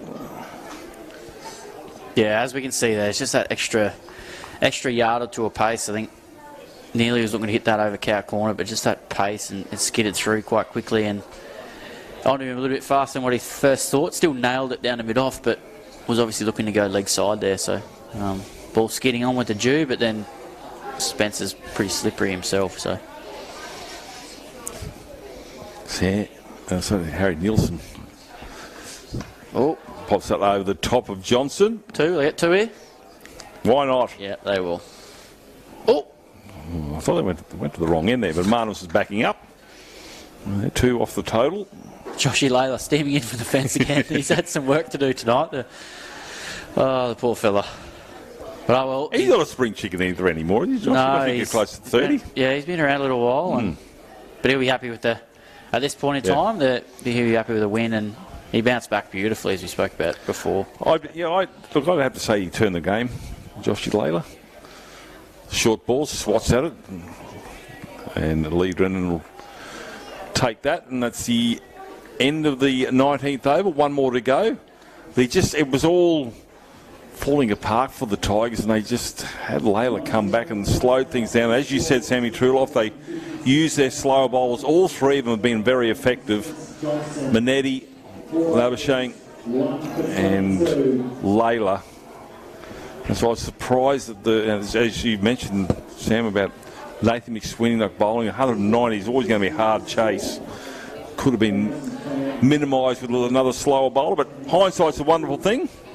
Yeah, it certainly is. I think Redlands have matched up really well and bowled really well to their plans, but then used their different variety of bowlers really effectively. And Marnus has led really well there in terms of the field placings and when to use different bowlers and some great skill sets from all the quicks and all the spinners from Redlands as well. Yeah, you're right. They mix and they got that left arm addition as well on their weaponry with Johnson. So and they got this big man pushing in from the city end, and that one's going to be swing and a miss. Yeah, as we said before, there's a great variety in their lineup, and obviously Layla swings a new ball up front but can bowl those slow balls, and you got the express pace of Spencer Johnson, and then you got someone like James Bazley that hits a wicket and bowls some slow balls, and then a mixture of spinners in there, wrist and finger spin as well. So like we said at the start, it's super hard to line up, and you can never really get a full read on any of the bowlers to take them down. Basically likely to get another scalp. Swatted down to long on, just the single. Next game on KO in this KFC T20 Max competition is on Monday 6:30 live here from Ian Healy Oval, University of Queensland up against South Brisbane. And all weekend, all Premier A-grade games will be on the Queensland Cricket YouTube channel. And you can tune in and watch Sammy Truloff. You're playing on this field? Yeah, tomorrow. There you go. So tomorrow night we're out here against Toombul. You've got the heads up, mate. What it's like out there. I'll be relaying. Yeah, I'll be relaying some information back to the boys. I think a few of the boys have tuned in tonight, and they've chirped me a few times through our Facebook Messenger stuff as well about my commentary. But who needs enemies? Yeah, that's right. But no, there's definitely plenty of cricket coming up, and what a place to watch it as well. Get outside, get out over the weekend. The weather looks pretty good as well, and out in the sunshine, and enjoy a weekend full of cricket. Yeah, there's refreshments and food here available, which is here with all you need is to come out and watch it. You can also watch it on KO while you're here, which a lot of people do. You can tune in and see the score updated all around the place on the My Cricket app. So all games again will be on the YouTube channel. So this game's about to wrap up here as Basie comes in. Swats that one. That's big. That's big. That's gone. That's almost hit the tree. Holy smokes, 6. Well, where was that? He's been swinging a bit nearly, so he finally got a hold of one. But as we said before, he does actually strike a pretty clean ball, but unfortunately a bit late. James Basie be filthy about that. But beautiful strike, beautiful swing of the bat, and out to that long side. And as we've seen tonight, it is the long side, but blokes are still hitting it over the fence. Basie didn't like it. Swats this one over. Long off. Great It's been fielded in the deep there. Just the one. Once again, crunched that down the ground, but beautiful bit of fielding down there from Dylan Kritsinger. I reckon that might be one of the first times he's touched the ball tonight. I don't really called him out there. No. Oh, well, better late than never. Yeah, he was. He got things underway early at 6:30, along with basically coming. This is the last ball. Swat. Shot. Almost. And is he going to get it? Marnus is down there. Marnus got it. And fields it. Look out for a run out of the other end. Actually, if he had hit the stumps, he was probably gone. But anyway, game over. The Tigers have come back after an onslaught early from the Vikings through Josh Brown. And they will take the competition points here in emphatic style here, winning comfortably by, my abacus, 35 runs. I think 26 runs, so I was nowhere near or so. Sammy Truloff, what did you like about that? Cracking game of cricket, I think. What a spectacle, and I think you'd look at these are two of probably the strongest lining up teams in the competition, so fantastic. I thought Brownie was outstanding at top of the order for Norse, but then I think that key partnership of Smith and Bailey Stewart there at the back end, some really clean striking from those two, sort of pulled Redlands out of a hole, and then the Redlands bowlers went to work and bowled beautifully, bowled really well to plans and mixed up their pace nicely. And the addition of some really quality spin with Marnus and some little off spinners from Ben Menenti as well. Redlands, over the line and quite comfortably in the end. Quite comfortably in the end, indeed. So the never turn your back on a Tiger. The Redlands side have come back. They've beaten the Vikings. They've sunk their boat. And they will take a 1-from-1 so far. Sammy Truloff, it's been a pleasure. Myself, John Devine, the KFC T20 Max game. The next one live on KO Monday night at 6:30, UQ versus South Brisbane. Tune in there. But remember, all games this weekend in Premier Grade, you can catch it on the YouTube channel on the Queensland Cricket YouTube channel. So thank you, Sam. It's been a hoot of an afternoon and a great night out here at Ian Healy Oval. Thanks for your time, mate. Thanks, mate. Been a cracking night and hopefully some more great cricket coming up.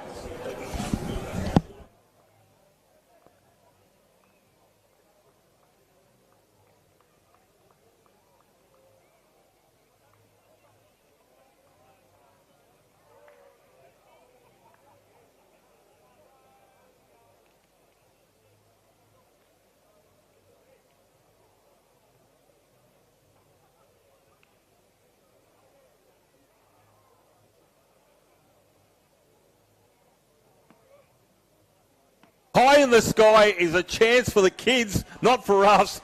And that's hit the roof. 6 more to the total. Look at that. Goes 1, 2. High in the sky is a chance for the kids, not for us. And that's hit the roof.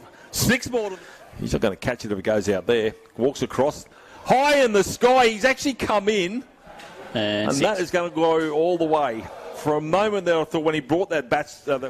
he's not going to catch it if it goes out there. Walks across. High in the sky. He's actually come in. So, I think it's still in the game, but I think it doesn't get used. Doesn't get used enough. Sammy Hezler puts this one into the gap. Oh, what a catch in the deep! It's an absolute screamer. Oh, he's taken it right on the ropes. The State always want to make a good impression in your first game. That one's high in the air and it's going to go deep and almost kills that kid. But the State always want to make a good impression in your first game. That one's high in the air and it's going to go. And now he's just going to keep going here. Stewart. Full toss. Brown's underneath it, but he's going to stay well underneath. That's 6 more. Full toss. Wickets. Horse again to Stewart. Where's that gone? That's gone into the volleyball courts, has it? It's huge. Well, so they've put on 62, these two. And that's gone big again. It's over the sight screen. In the bag when these two came together. Bowled him. Gets a comeback here, but well batted there from Stewart. The Australian players, we see Johnson again. That's wow. Well, that's uppish. 4 runs. Jeez, he's melted that. He's melted that. And that brings up his 50. And Josh Brown, 51 of 21. T20 Max Challenge. Marnus comes in again. That one's been swatted over. Is it? No, caught in the D. Oh, is it? No, it's gone for 6 or 4. I don't know what the ruling is on that one, Sammy Truloff. He's